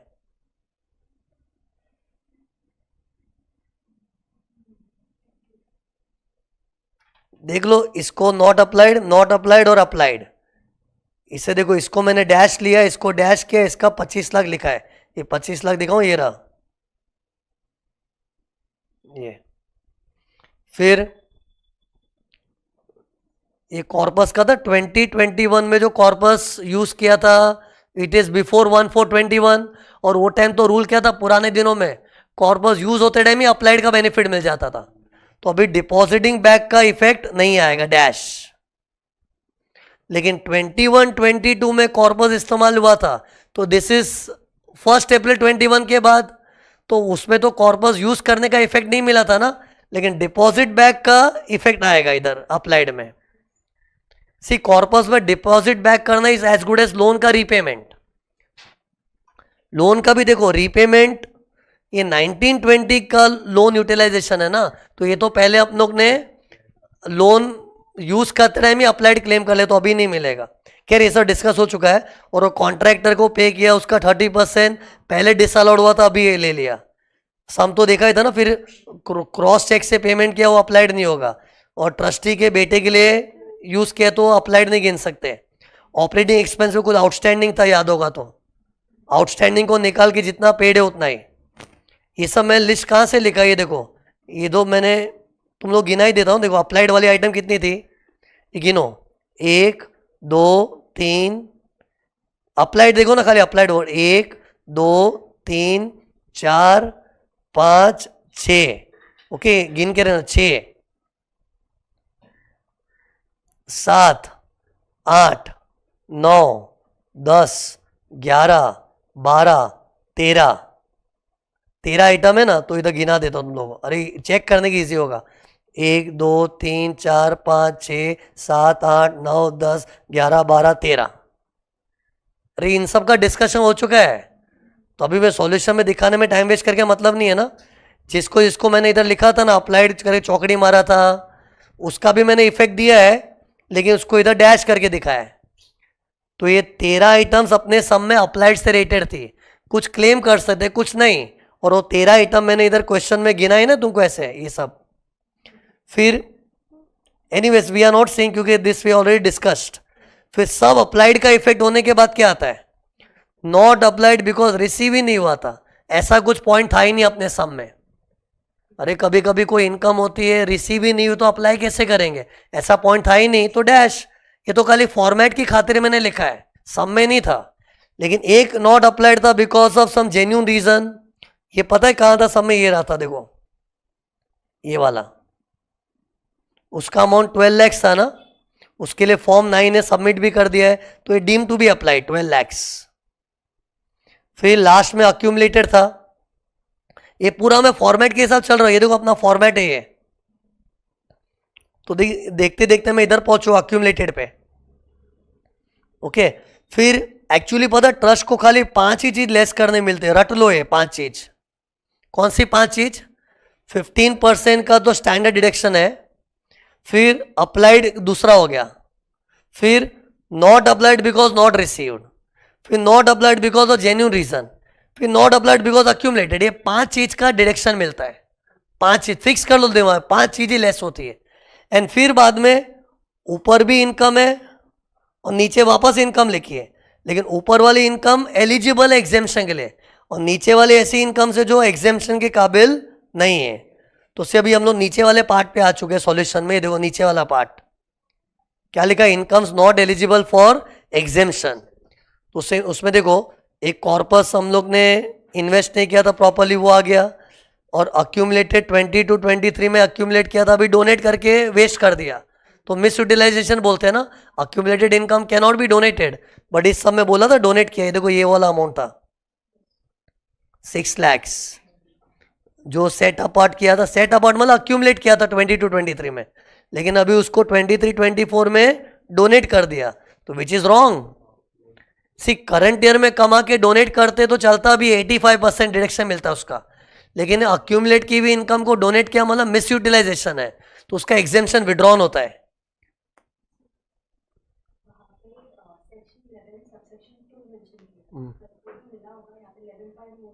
नहीं सी, ये किसी को इसको लेके डाउट है, ये 11(2) ने अलग चीज है। ये क्या लिखा है, अपने को इनकम अक्यूमुलेट करने मिलता है, फॉर्म 10 भरो कंडीशन, वो एग्जेम्पशन देने वाला सेक्शन क्या 11(2), मतलब ये मत सोचो 11(5) गलती से कुछ गड़बड़ हुआ है। See 11(2) is a section which allows you to accumulate the income and claim the exemption, provided you invested in 11(5) securities and provided you submit form 10 at least 2 months prior. But फिर भी ड्यू डेट तक भी submit करते एग्जामेशन मिलता है, as per CBDT circular, return भी time पे भरना चाहिए। अरे ये सब शर्तें थी अक्यूमुलेशन में, ये रिवीजन लेक्चर में हो गया था। अभी सम में हम लोग ये 11(2) पढ़ के डाउट हुआ तो बता रहा हूँ कि 11(2) is a section which allows you to accumulate the income and claim the exemption. तो कॉर्पस का मस्ती किया, इधर आ गया, एग्जेम्पशन विड्रॉ हो गया अपना, अक्यूमुलेटेड इनकम जो 22 to 23 का था, और एक्सेस अनोनिमस डोनेशन भी नीचे आता है ना, वो एक्चुअली नीचे मोस्टली यही सब चीजें आती. एक और चीज आती नीचे, income from business which is not incidental, या फिर it is incidental but separate set of books maintain नहीं किया है, ऐसी सब इनकम सब नीचे आती है. सी नीचे जो स्टैंडर्ड चीजें रट लो ना, कॉर्पस मस्ती कर दिया कभी, या फिर business which is not incidental, या इंसिडेंटल सेपरेट बुक्स नहीं है, फिर पुराने को एग्जेम्पशन अभी विड्रॉ हो गए, और एक्सेस अनोनिमस डोनेशन, ये स्टैंडर्ड चीजें नीचे आती है. और नीचे क्यों लिखना, क्यों ऊपर लिख दिया ना गलती से, तो उसमें 15% का एग्जेम्पशन मिल जाएगा. ये टैक्सेबल इनकम आ गया. ओके सी क्वेश्चन में ना खाली इनकम कंप्यूट करो पूछा था, इस पे टैक्स कैसे आएगा. तो सी ट्रस्ट की इनकम का ना हमेशा 3 बाइफर्केशन करो, 115 बीबीसी, 115 बीबीआई और अदर इनकम. इस पे 30% टैक्स है, इस पे 30% टैक्स है, इस पे स्लैब रेट्स. ऐसा 3 बाइफर्केशन करना चाहिए. तो हिम्मत है तो बताओ, इस सब में ना ये 3 बाइफर्केशन करके बताओ क्या क्या है. खैर सब में पूछा नहीं था, सब में खाली क्या पूछा था, ये देखो टोटल इनकम कंप्यूट करो. ओके टैक्स कैलकुलेशन पूछा नहीं है, पूछा होता तो क्या होता बताओ. इसमें 115 बीबीसी मतलब एक्सेस अनोनिमस डोनेशन, वो कितना है 14,75,000, उस पर 30% टैक्स आ जाएगा. मैं बाइफर्केट करते आता हूँ इसमें से.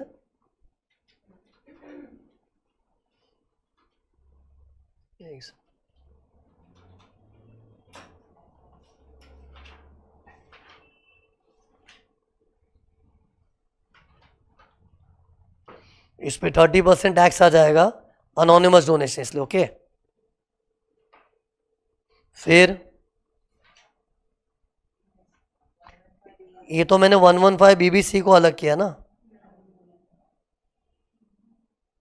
सी ट्रस्ट के लिए स्पेशल रेट की इनकम 2 है, एक 115 बीबीसी एक्सेस अनोनिमस डोनेशन और एक 115 बीबीआई. अब 115 बीबीआई में क्या क्या आता है बताओ.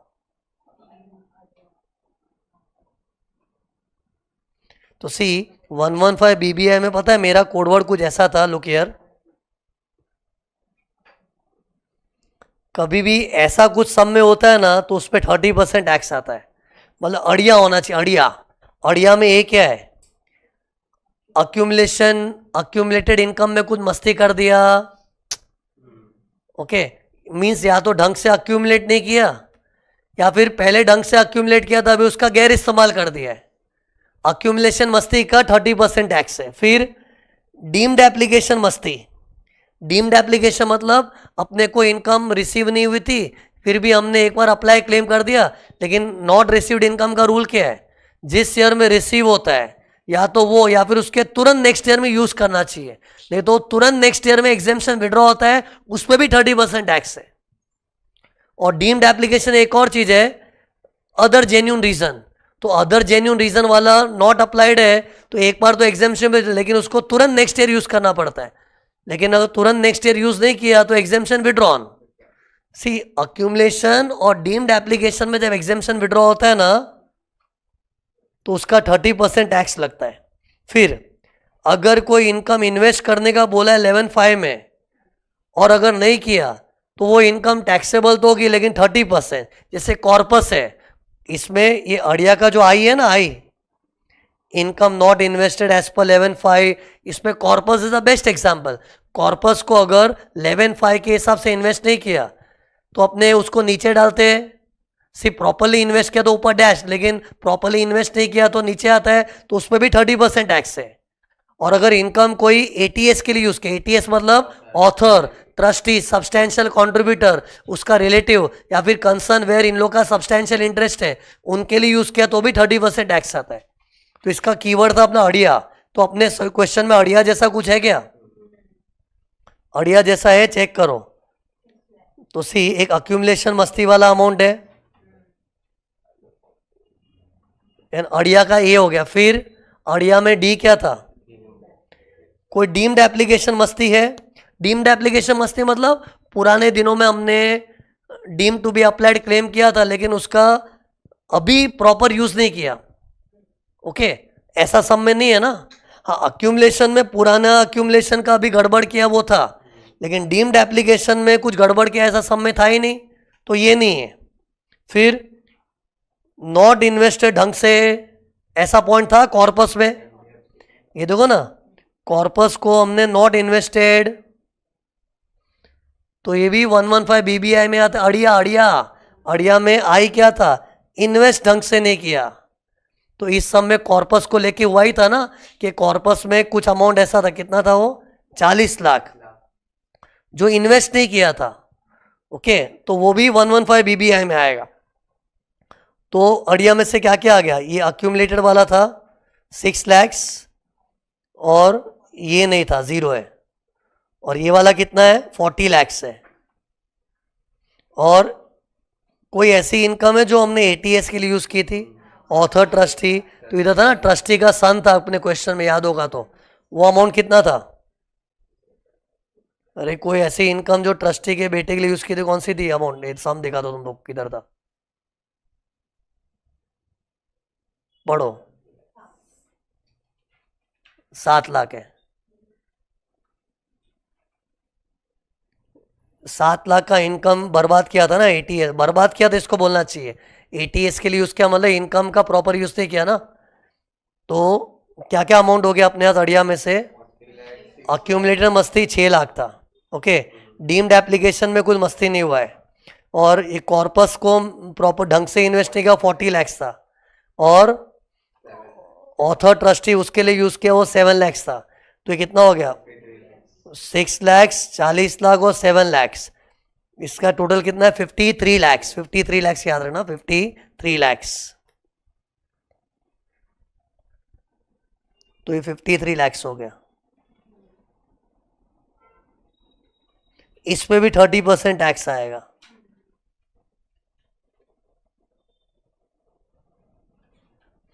अब बचा बैलेंसिंग फिगर,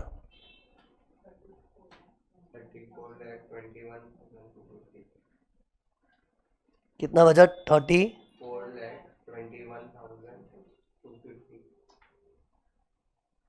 इस पे स्लैब रेट से टैक्स आएगा।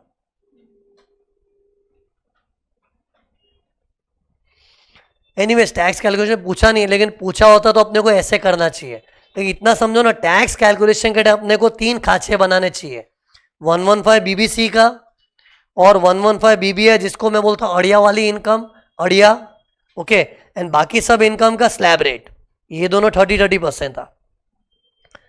तो एक क्वेश्चन हो गया। फिर देखो दूसरा क्वेश्चन, लुक ये कंप्यूटेशन का सम हुआ ना, अभी एक सम है एग्जिट टैक्स। एग्जिट टैक्स पे एक बार नजर घुमा लो, एक सेकंड, हाँ डाउट है, हाँ सुनो किसी को डाउट है इधर, एक पेनल्टी था उन्हें वो एटीएस के लिए यूज करते नहीं इनकम, लुक यार ये देखो कभी भी इनकम हम लोग एटीएस, एटीएस समझ रहे क्या, ऑथर ट्रस्टी सब्सटैंशियल कंट्रीब्यूटर उसका रिलेटिव और अ कंसर्न वेयर इन लोग का सब्सटैंशियल इंटरेस्ट है, इनके लिए इनकम यूज करते तो टैक्स तो 30% है ही, प्लस पेनल्टी भी लगता है। जितनी इनकम उन लोग के लिए यूज की ना उतने अमाउंट की पेनल्टी अंडर सेक्शन 271 एएई, एएई डबल एई, और ऐसा इन लोग नेक्स्ट टाइम वापस करेंगे तो 200%, लेकिन पेनल्टी अगर पूछे तो ही बताना है ना। खैर इस समय तो टैक्स कैलकुलेशन में नहीं पूछा था, लेकिन पेनल्टी आती है अगर एटीएस के लिए इनकम यूज किया तो उसका पेनल्टी भी है। ये देखो अगर तुम लोग को याद करना है तो इधर था,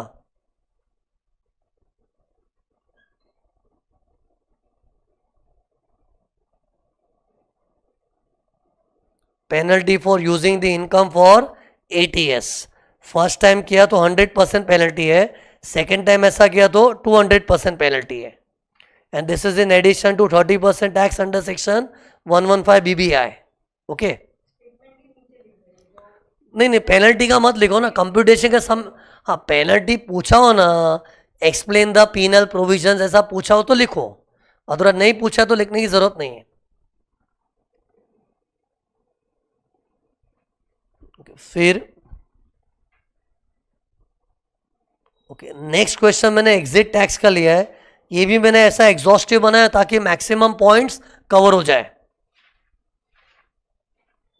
अब सी, एग्जिट टैक्स के लिए ना पहले तुम लोग को थोड़ा रिफ्रेशल करना पड़ेगा। एग्जिट टैक्स का लगता है फटाफट देख लो। अगर कोई ट्रस्ट कन्वर्ट हो गई नॉन चैरिटेबल में, या फिर मर्ज हो गई विद नॉन चैरिटेबल, या फिर डिसॉल्व हो गई, ओके, फिर कन्वर्ट होने का मतलब क्या है? या तो उसका रजिस्ट्रेशन कैंसिल कर दिया था, या फिर किसी ट्रस्ट ने अपना मॉडिफाई कर दिया ऑब्जेक्ट्स और उसके लिए अप्लाई नहीं किया, मतलब पूछे बिगर ऑब्जेक्ट्स मॉडिफाई कर दिए, या फिर पूछा भी तो उनको रिजेक्ट कर दिया गया था, फिर भी इन लोग मॉडिफाई ऑब्जेक्ट्स में जी रहे हैं। अरे ऐसा कब मानते कि ट्रस्ट कन्वर्ट हो गई नॉन चैरिटेबल में? ये CMD का मतलब क्या है? सी फॉर कन्वर्ट हो गया नॉन चैरिटेबल में। या तो उसका रजिस्ट्रेशन कैंसिल हुआ है, या फिर उसने पूछे बिगर ऑब्जेक्ट्स मॉडिफाई किया, अप्लाई नहीं किया मतलब, या फिर पूछा तो उसको रिजेक्ट कर दिया था, या फिर इन लोग ने अपना रजिस्ट्रेशन को रिन्यू नहीं किया, रजिस्ट्रेशन रिन्यू करना पड़ता है वो नहीं किया, या फिर प्रोविजनल को रेगुलर रजिस्ट्रेशन में कन्वर्ट नहीं किया। तो ऐसे सब केस में क्या होता है? ऐसा मानते हैं trust has been converted to non charitable, और उसमें एग्जिट टैक्स आता है। फिर मर्ज हो गया है कोई नॉन चैरिटेबल में, या फिर डिसॉल्व हो गया है।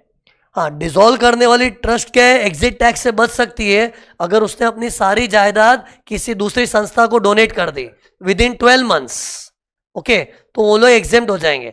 लेकिन अगर तुमने डिसॉल्व किया लेकिन अपनी सारे धन दौलत को डोनेट किए बिगर ऐसे डिसॉल्व कर दिया, तो एग्जिट टैक्स उसमें भी आता है।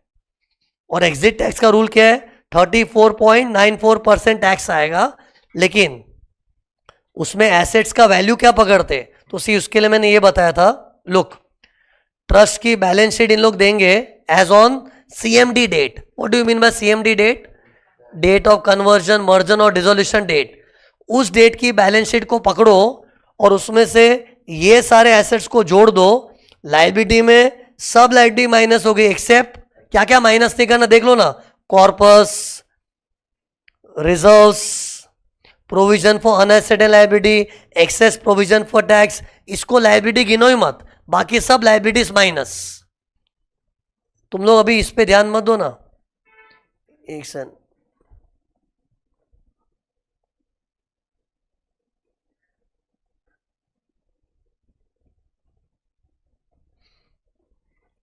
ओके, फिर तो लायबिलिटी में corpus, reserves, provisions for unascertained और excess provision for tax ignore करना, बाकी सब लायबिलिटी लेस होगा। और एसेट साइड में क्या क्या लेना है? शेयर्स जो कोटेड है उसका average stock exchange price. Unquoted equity share हुआ ना, तो जिस कंपनी का अनकोटेड इक्विटी शेयर है उसकी बैलेंस शीट लेके वैल्यूएशन करना पड़ता है। तो सी, इधर मैंने दिया है,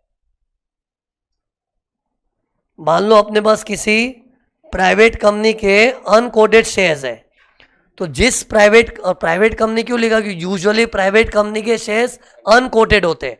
तो किसी प्राइवेट कंपनी का अनकोटेड शेयर है, यू का मतलब क्या है? Unquoted equity share. तो जिस कंपनी का अनकोटेड शेयर है उसका बैलेंस शीट देंगे और उसमें अपने को अलग से वैल्यूएशन करना पड़ेगा उसका। और उसमें भी वैल्यूएशन कैसे होगा? वही सेम शेयर्स एंड सिक्योरिटी का एवरेज स्टॉक एक्सचेंज प्राइस, और उधर भी कुछ अनकोटेड होगा तो वो जिस कंपनी का अनकोटेड है उसकी बैलेंस शीट से निकालना पड़ेगा। खैर इन लोग इतना दूर दूर का सम बनाते नहीं है। फिर ज्वेलरी का FMV, इमूवेबल प्रॉपर्टी में FMV और HDV which is higher, other assets का बुक वैल्यू माइनस लायबिलिटीज। लेकिन सी, ये तो पूरी कंपनी का शेयर्स अपने पास थोड़ी होगा, अपने को इधर भी क्या करना पड़ता है? पढ़ो, जो भी इसका वैल्यूएशन आ गया उसमें अपना परसेंटेज कितना है वो देखना पड़ता है, याद आ रहा है?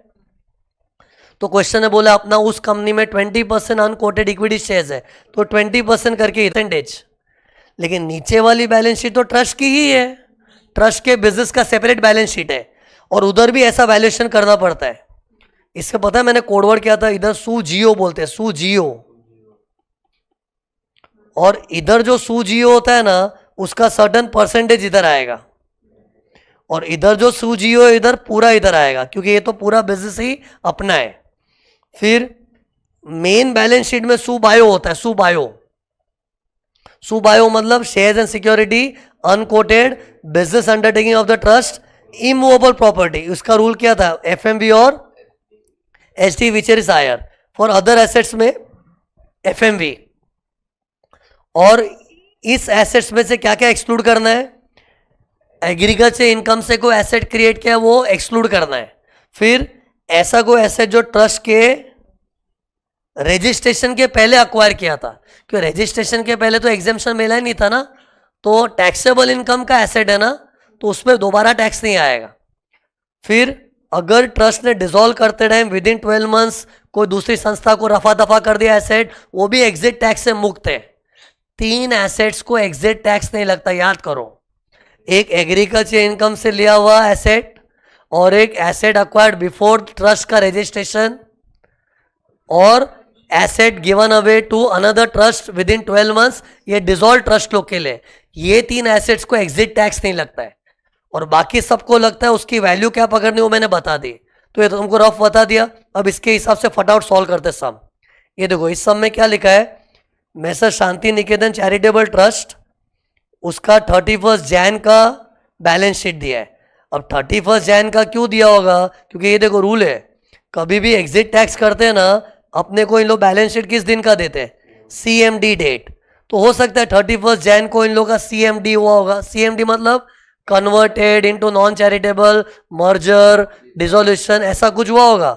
और सी तुम लोगों को मैं पहले ही बता दो, इधर देखो ये ट्रस्ट का है ना, कैंसिलेशन हुआ था ये डेट को। ये पढ़ो जो अंडरलाइन किया मैंने, registration was cancelled on 31 Jain. और पता है रूल है, अगर किसी ट्रस्ट का रजिस्ट्रेशन कैंसल होता है तो उसको बोलते हैं उसका कन्वर्जन हो गया। ओके, तो कैंसलेशन कब हुआ था, 31 जैन। तो बिकॉज ट्रस्ट का रजिस्ट्रेशन कैंसिल हो गया ना, उसको एग्जिट टैक्स लगता है। सी एग्जिट टैक्स कब लगता है, उसका यही तो लिस्ट है, यही सब केस में एग्जिट टैक्स लगता है। तो इस सब में कैंसिलेशन हो गया था ना, इसलिए एग्जिट टैक्स लग रहा है। और कैंसिलेशन कब हुआ था, 31 जैन। तो उस दिन की बैलेंस शीट देंगे। ओके, मतलब जिस दिन भी ये घटना घटी है ना, उस दिन का बैलेंस शीट देंगे। एनीवेज इन लोग कोई और डेट की बैलेंस शीट देके मस्ती कर भी नहीं सकते। ये तो मैं खाली नोटिस करवा रहा हूं कि इस दिन ट्रस्ट का रजिस्ट्रेशन कैंसिल हुआ था, वैसा सब में नीचे दिया हुआ है। अब देखो लाइबिलिटी साइड में मैंने क्या बताया था, क्या क्या छोड़ना है, कॉर्पस, रिजर्व्स, प्रोविजन फॉर अनएसेटेड, क्या लिखा है,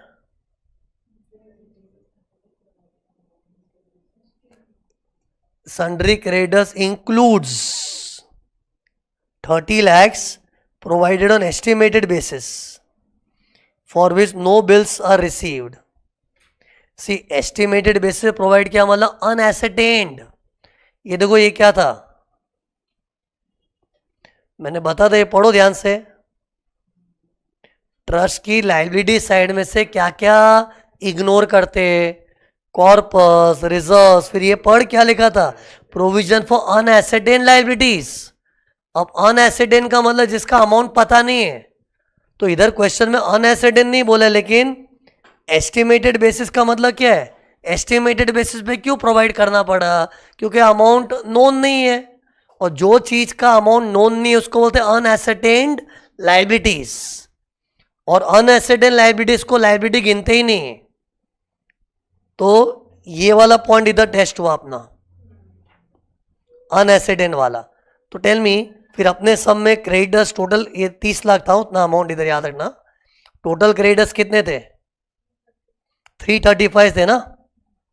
तो 335 में से 30 लाख को लाइबिलिटी नहीं गिन सकते, तो अपने लिए लाइबिलिटी क्या है, 305 लाख। कॉर्पस को तो लाइबिलिटी गिनना ही नहीं है, देखो काट दिया मैंने। तो अपने लिए लाइबिलिटी क्या, खाली 305 लैक्स। सी लाइबिलिटी साइड में बच्चों को इन लोग क्या खिलाएंगे, इसी में से ये छाप लो ना दिमाग में, कॉर्पस मत लेना, रिजर्व्स मत लेना, प्रोविजन फॉर अनएसेटेड मत लेना, एक्सेस प्रोविजन फॉर टैक्स मत लेना, बस। एक एग्जाम में ना प्रोविजन फॉर टैक्स दिया था, तो इन लोग ने ऐसे समझ लेना पूरा एक्सेस ही है। सी मैंने अपने नोट्स में कैसा दिया है, excess provision for tax means अगर टैक्स पेबल 100 है, प्रोविजन क्या 110, तो 10 को बोलते हैं। लेकिन एक सम ऐसा है ना पास्ट पेपर में, उसने सिर्फ प्रोविजन फॉर टैक्स दिया है, लेकिन सामने टैक्स पेबल की लायबिलिटी बताया नहीं था, तो इन लोगों ने पूरे को एक्सेस प्रोविजन गिन लिया था। वो पॉइंट भी मेरे को डालने की इच्छा थी इधर, क्योंकि सी स्टूडेंट क्या एक्सेस प्रोविजन में क्या है, एक्सेस की राह देखते रहेगा। लेकिन अगर सिर्फ प्रोविजन फॉर टैक्स दिया है तो कुछ पता ही नहीं है, तो अपने को मानना चाहिए एक्सेस प्रोविजन फॉर टैक्स है। खैर अपने सम में वो है ही नहीं।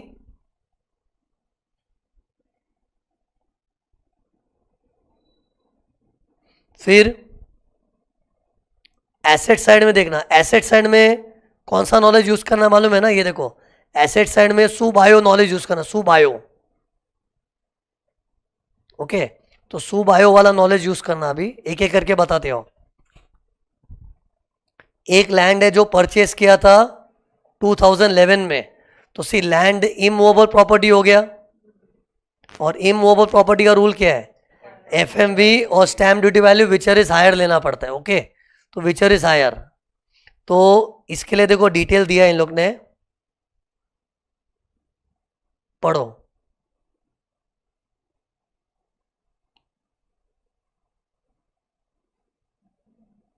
20 लाख है और उसका ओपन मार्केट वैल्यू 250 लाख है, तो विचर इज हायर के हिसाब से 250 लाख लेना चाहिए ना, लेना चाहिए ना 250 लाख, क्योंकि रूल क्या था, इमूवेबल प्रॉपर्टी में हायर ऑफ एफएमवी और एचडीवी लेना होता है।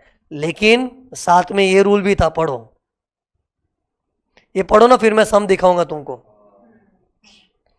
अगर कोई एसेट रजिस्ट्रेशन और क्रिएशन डेट के बीच में खरीदा है, मीन ट्रस्ट क्रिएट हुई थी और रजिस्टर हुई थी उस बीच में, मतलब बिफोर रजिस्ट्रेशन अगर कोई एसेट खरीदा है, तो वो टाइम तो अपनी इनकम एग्जेम्प्ट ही नहीं थी, टैक्सेबल इनकम थी, और टैक्सेबल इनकम से एसेट खरीदा है तो उस पर एग्जिट टैक्स नहीं आता है।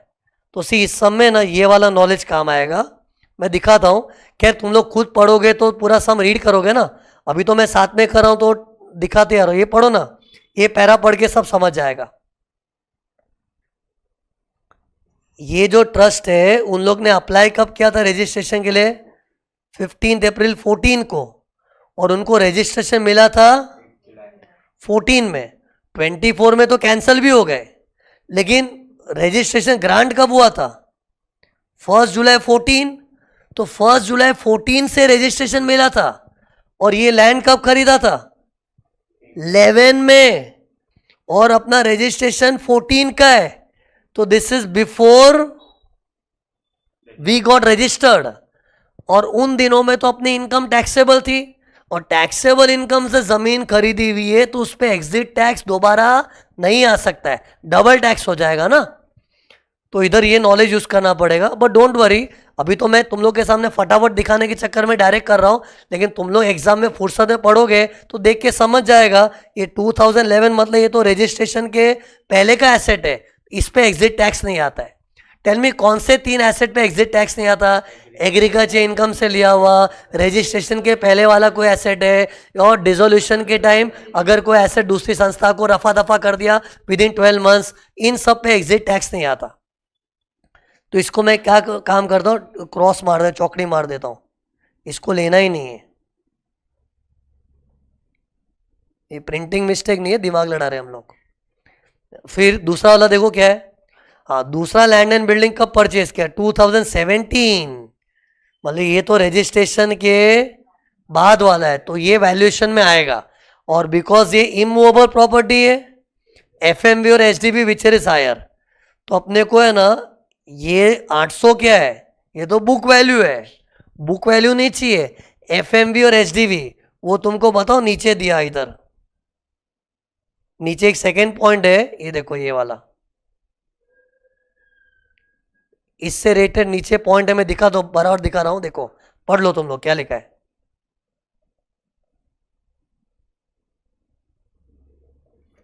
Land and building purchased in 2017, 17. If sold in open market will fetch 1000 lakh as per registered value certificate, और उसका स्टैम्प ड्यूटी वैल्यू कितना है 1050 लैक्स.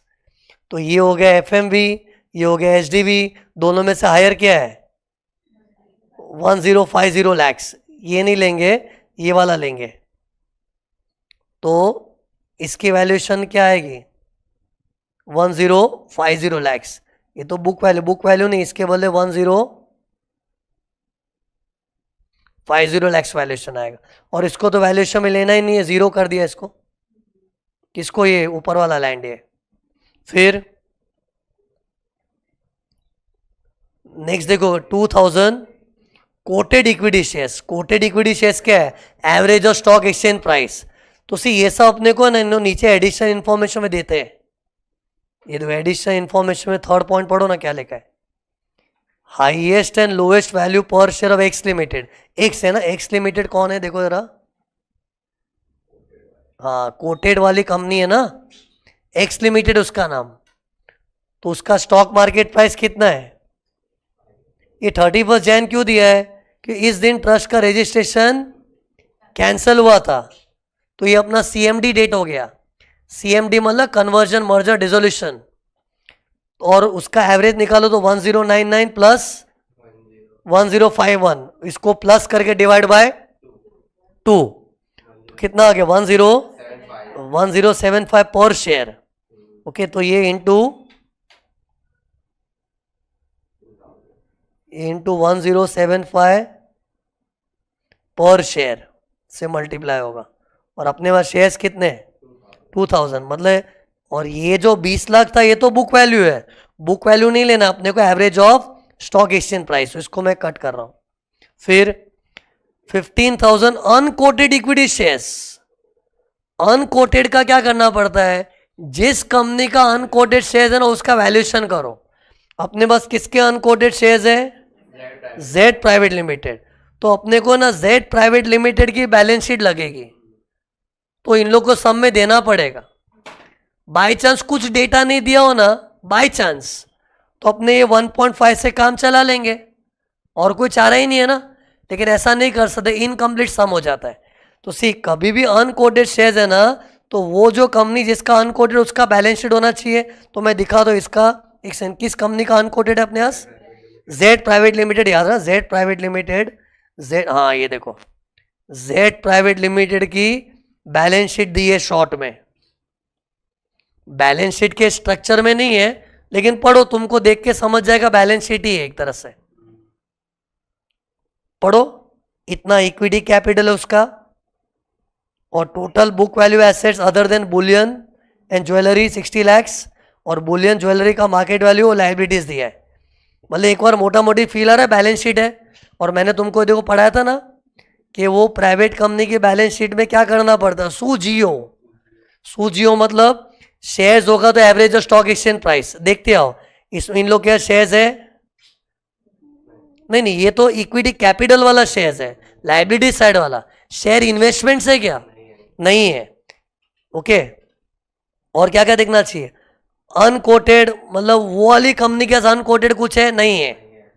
सी इन लोग के पास है क्या देख लो ना. डायरेक्ट एसेट्स है, उसमें बुलियन ज्वेलरी है बस, बाकी तो सब लाइबिलिटीज ही है. तो अपने सूजियो में से है ना ज्वेलरी है और अदर एसेट्स है. चेक कर लो तुम लोग. शेयर्स एंड सिक्योरिटी इन्वेस्टमेंट्स नहीं है, अनकोटेड इन्वेस्टमेंट्स नहीं है, इमूवेबल प्रॉपर्टी नहीं है, खाली ज्वेलरी का डेटा दिया और अदर एसेट्स का डेटा दिया है. देख लो ना, भरोसा नहीं तो ज्वेलरी का डेटा ये रहा और बाकी एसेट्स का डेटा अदर देन ज्वेलरी ये रहा. तो बस ये ऐड और लाइबिलिटी माइनस कर देंगे ना. लाइबिलिटी में कैपिटल को लाइबिलिटी मत गिनना, वो भी माइनस कर तो जीरो हो जाएगा यार. नेट एसेट्स निकालना है. तो ये प्लस ये, और ज्वेलरी का मार्केट वैल्यू दिया है. देखो मार्केट वैल्यू लेना, चेक कर लो. FME बताया था ना. इधर जो प्राइवेट कंपनी लिखा ना मेरे थियरी में, वो अपने समय जेड प्राइवेट लिमिटेड है. तो बताओ कितना है वैल्यूएशन? 60 प्लस 30 माइनस लाइबिलिटी कितना है 35. तो कितना आ गया 55 lakhs, लेकिन ये पढ़ो क्या लिखा था, वैल्यूएशन 55 lakhs, लेकिन उसमें our percentage, what is our percentage, check, ये पढ़ो, we have got 15,000 unquoted equity shares और टोटल ये कंपनी का शेयर कैपिटल 1 लाख का है, 1 लाख शेयर्स में से अपने पास 15,000 है, तो अपने पास 15% शेयर्स है उसके, तो इसका वैल्यूएशन 55 lakhs निकला था ना, उसमें 15% स्टेक अपना है, 55 lakhs ही आया था ना, ये प्लस ये माइनस लाइबिलिटीज करके आया था 55 lakhs, और उसमें अपना स्टेक क्या है 15%, तो कितना आया 8.25 lakhs, तो अनकोटेड का वैल्यूएशन कितना आ गया 8. और ये जो 1.5 lakhs है ना, ये तो बुक वैल्यू है, बुक वैल्यू नहीं चाहिए अपने को। ओके, फिर अब क्या बचा है, एक सेकंड, एसेट साइड में fix deposit, schedule bank, cash in hand और टीडीएस है। तो सी इधर मैंने क्या बताया था, शेयर्स एंड सिक्योरिटी सब में आ गया, कोटेड था ना, अनकोटेड का भी कर लिया। Business undertaking of the trust ऐसा क्वेश्चन में दिया नहीं है, अरे एसेट साइड में ऐसा दिया हो ना कि ट्रस्ट का कोई बिजनेस है, उसका वैल्यूएशन, ये देखो अपने एसेट साइड में ट्रस्ट का कोई बिजनेस अंडरटेकिंग दिया ही नहीं है। तो अब जो अदर एसेट्स के लिए क्या रूल है, एफएमवी लेना पड़ता है, फेयर मार्केट वैल्यू।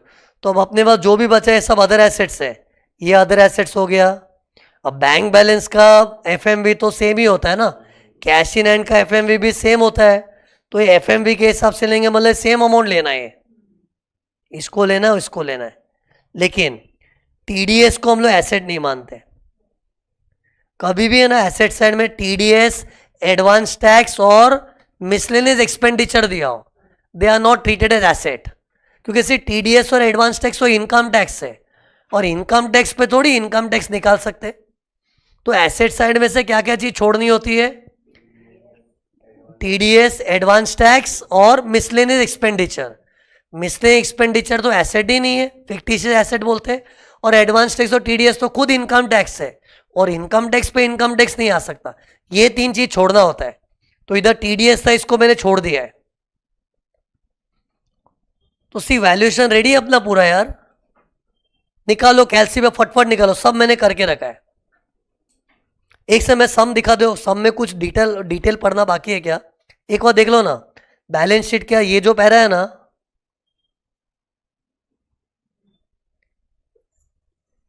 एक बार पढ़ लो ना खाली, बाद में करते हैं totalling. Application for registration was done, was made on 15 अप्रैल, और रजिस्ट्रेशन 1 जुलाई 2014 को मिला था, ठीक है, तो पढ़ लिया ना। फिर 24 में तो इनका रजिस्ट्रेशन कैंसिल भी हो गया। फिर क्या लिखा है, कैंसिलेशन के खिलाफ इन लोगों ने अपील भी किया था, पढ़ो ये, appeal was preferred against the order of cancellation which was dismissed by appellate authority, मतलब अपील में हार गए इन लोग। और पता है ट्रस्ट का रजिस्ट्रेशन कैंसिल होता है तो आईटैट में अपील करते हैं, क्योंकि कैंसिलेशन करने वाला अथॉरिटी सीआईटी है, यूजुअली हम लोग अपील करते हैं सीटा में, लेकिन सीआईटी रजिस्ट्रेशन कैंसिल किया तो सीटा में थोड़ी आ सकते हैं, we have to go to ITAT, और आईटैट में 60 डेज में जाना पड़ता है। तो इन लोग गए होंगे लेकिन वहाँ हार गए, कैसे मालूम पर हार गए, डिसमिस्ड हो गया इन लोग का अपील, और इन लोग का कैंसिलेशन कंफर्म हो गया था। ओके, और सी कैंसिलेशन कंफर्म होता है तो एग्जिट टैक्स लगता है। अगर ट्रस्ट कैंसिलेशन के खिलाफ अपील की, जीत गई, उनका कैंसिलेशन रिवोक हो गया, तो कैंसिलेशन हुआ ही नहीं ना, तो एग्जिट टैक्स आता भी नहीं। लेकिन इन लोग का कैंसिलेशन हुआ और उसके बाद इन लोग कैंसिलेशन के लिए अपील किए लेकिन हार गए, तो उनका कैंसिलेशन बरकरार हो गया, इससे तो एग्जिट टैक्स आ रहा है। और एग्जिट टैक्स भी मालूम है कब भरना पड़ता है, 14 डेज में। और 14 डेज कब, जब उनका कैंसिलेशन कंफर्म हुआ। सी माना के कैंसिलेशन का ऑर्डर 31 जैन को आया था, लेकिन 31 जैन को कैंसिलेशन होते 14 दिन में एग्जिट टैक्स नहीं भरना होता है। रूल के अगर ट्रस्ट ने अपील की है तो अपील का फैसला सुनने का इंतजार करो, क्योंकि अपील में बाई चांस ट्रस्ट जीत गई तो उसका कैंसिलेशन अंडू हो गया ना, रिवोक हो गया। लेकिन इन लोग कैंसिलेशन के लिए अपील किए तो डिसमिस हो गया अपील, और डिसमिस्ड का ऑर्डर कब आया? 31 मार्च 24। तो यहां से 14 डेज में एग्जिट टैक्स भरना पड़ता है। इन शॉर्ट बोलना ये चाह रहा था, कैंसल होते ही तुरंत एग्जिट टैक्स नहीं आता, we have to wait and watch. Appeal का जब तक फैसला नहीं आता ना, जब तक कैंसलेशन कंफर्म नहीं होता ना, तब तक 14 डेज में एग्जिट टैक्स नहीं भरना है। और इधर अपना कैंसलेशन कंफर्म हुआ, 31 मार्च को हुआ, तो यहां से 14 दिन में एग्जिट टैक्स भरना है। और पता है इसमें मैं ज्यादा बात क्यों कर रहा हूं, क्योंकि इस सब में पूछा भी है, एक बार पढ़ लो ना। ये क्या,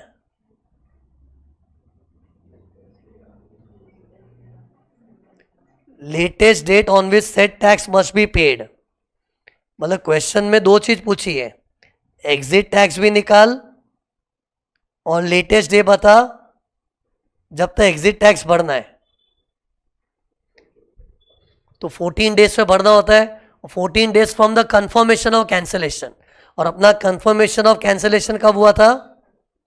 31 ऑफ मार्च। तो यहां से 14 डेज चालू होंगे।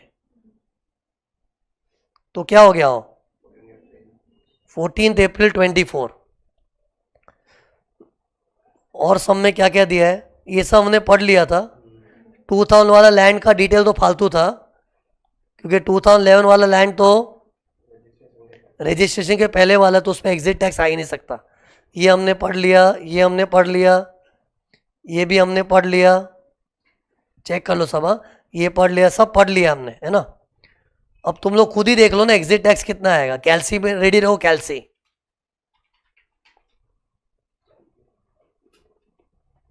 एसेट साइड से चालू करते, ये तो मैंने चौकड़ी मारा है तो लेंगे ही नहीं, है ना। ये वाला लैंड एंड बिल्डिंग लेंगे। और ये 1050 लैक्स कैसे आया था? Higher of FMV and stamp duty value, जो नीचे दिया था ना इंफॉर्मेशन में, तो 150 लाख। और कोटेड शेयर्स का क्या आ रहा है? 2000 शेयर इंटू 1075 पर शेयर। अनकोटेड का ये पकड़ना है। अब सी कौन कैल्सी लेके बैठा नहीं लेके बैठा है, उसके बदले में डायरेक्ट सॉल्यूशन दिखा देता हूं। ये देखो, मैंने ना अपने कोडवर्ड से अरेंज किया। इधर अपना कीवर्ड क्या था? सु बायो, याद है? सु बायो। ऐसा कुछ रूल नहीं कि ये ऑर्डर में लिखना है। ये तो क्या, मैंने तुमको जिस तरह से पढ़ाया था ना, ये देखो सु बायो, वो ऑर्डर में मैंने एसेट्स की लिस्ट बनाई है, ताकि तुम लोग एक सिस्टमेटिक फॉर्मेट में देख पाओ। बाकी ऐसा कोई रूल नहीं है, लाइन से सब एसेट जोड़ दो माइनस लाइबिलिटीज, उसका 34.94%। लेकिन मैंने अच्छा प्रेजेंटेशन करने के चक्कर में सु बायो के ऑर्डर में लिखा है। तो सु बायो में एस क्या था? Shares and securities which are quoted. तो वो कोटेड शेयर अपने क्वेश्चन में 2000 शेयर्स थे, और उसका एवरेज और स्टॉक एक्सचेंज प्राइस क्या था? 1075, वो निकाला था ना, तो ये एस आ गया। फिर अनकोटेड, अनकोटेड में तो जिस कंपनी का अनकोटेड शेयर है उसका बैलेंस शीट लेते, वो तो हमने इधर से किया था ना, अपना आंसर आया भी था कुछ। तो ये देखो, और वो कंपनी में सू जियो करना पड़ता है, तो उस कंपनी के सू जियो में एस नहीं था, यू नहीं था, जे था। कितना था? 30 लाख का ज्वेलरी था और 60 लाख का अदर एसेट्स था, माइनस 35 लाख की लायबिलिटी थी। वो तो हमने कैलकुलेट किया ना, 15% स्टेक था अपना। फिर business undertaking of the trust नहीं है। इमूवेबल प्रॉपर्टी में बिफोर रजिस्ट्रेशन वाले को वैल्यूएशन में नहीं लेना है, और 2017 वाले का हायर ऑफ एफएमवी और stamp duty value. Other assets में रूल क्या होता है? Excluding miscellaneous expenditure, advance tax, TDS. तो उसमें ये सब था। तो बस ये तो मैं डिस्कस कर ही दिया, सबका टोटल किया। और माइनस लाइबिलिटी, मालूम मैंने लाइबिलिटी में क्या डिसाइड किया था? 305 लाख ही लेना है ना, क्योंकि क्रेडिटर में कुछ अन एसेट एंड लाइबिलिटी था, वो छोड़ के लेना है। तो 305 लाख की लाइबिलिटी है। तो बस इस तरह से अपना ये एसेट माइनस लाइबिलिटी आ गया, उस पर 34.94% एग्जिट टैक्स। तो दैट्स इट। तो ये चैरिटेबल ट्रस्ट के 2 सम हो गए, बस इतना ही सॉल्यूशन है इसका।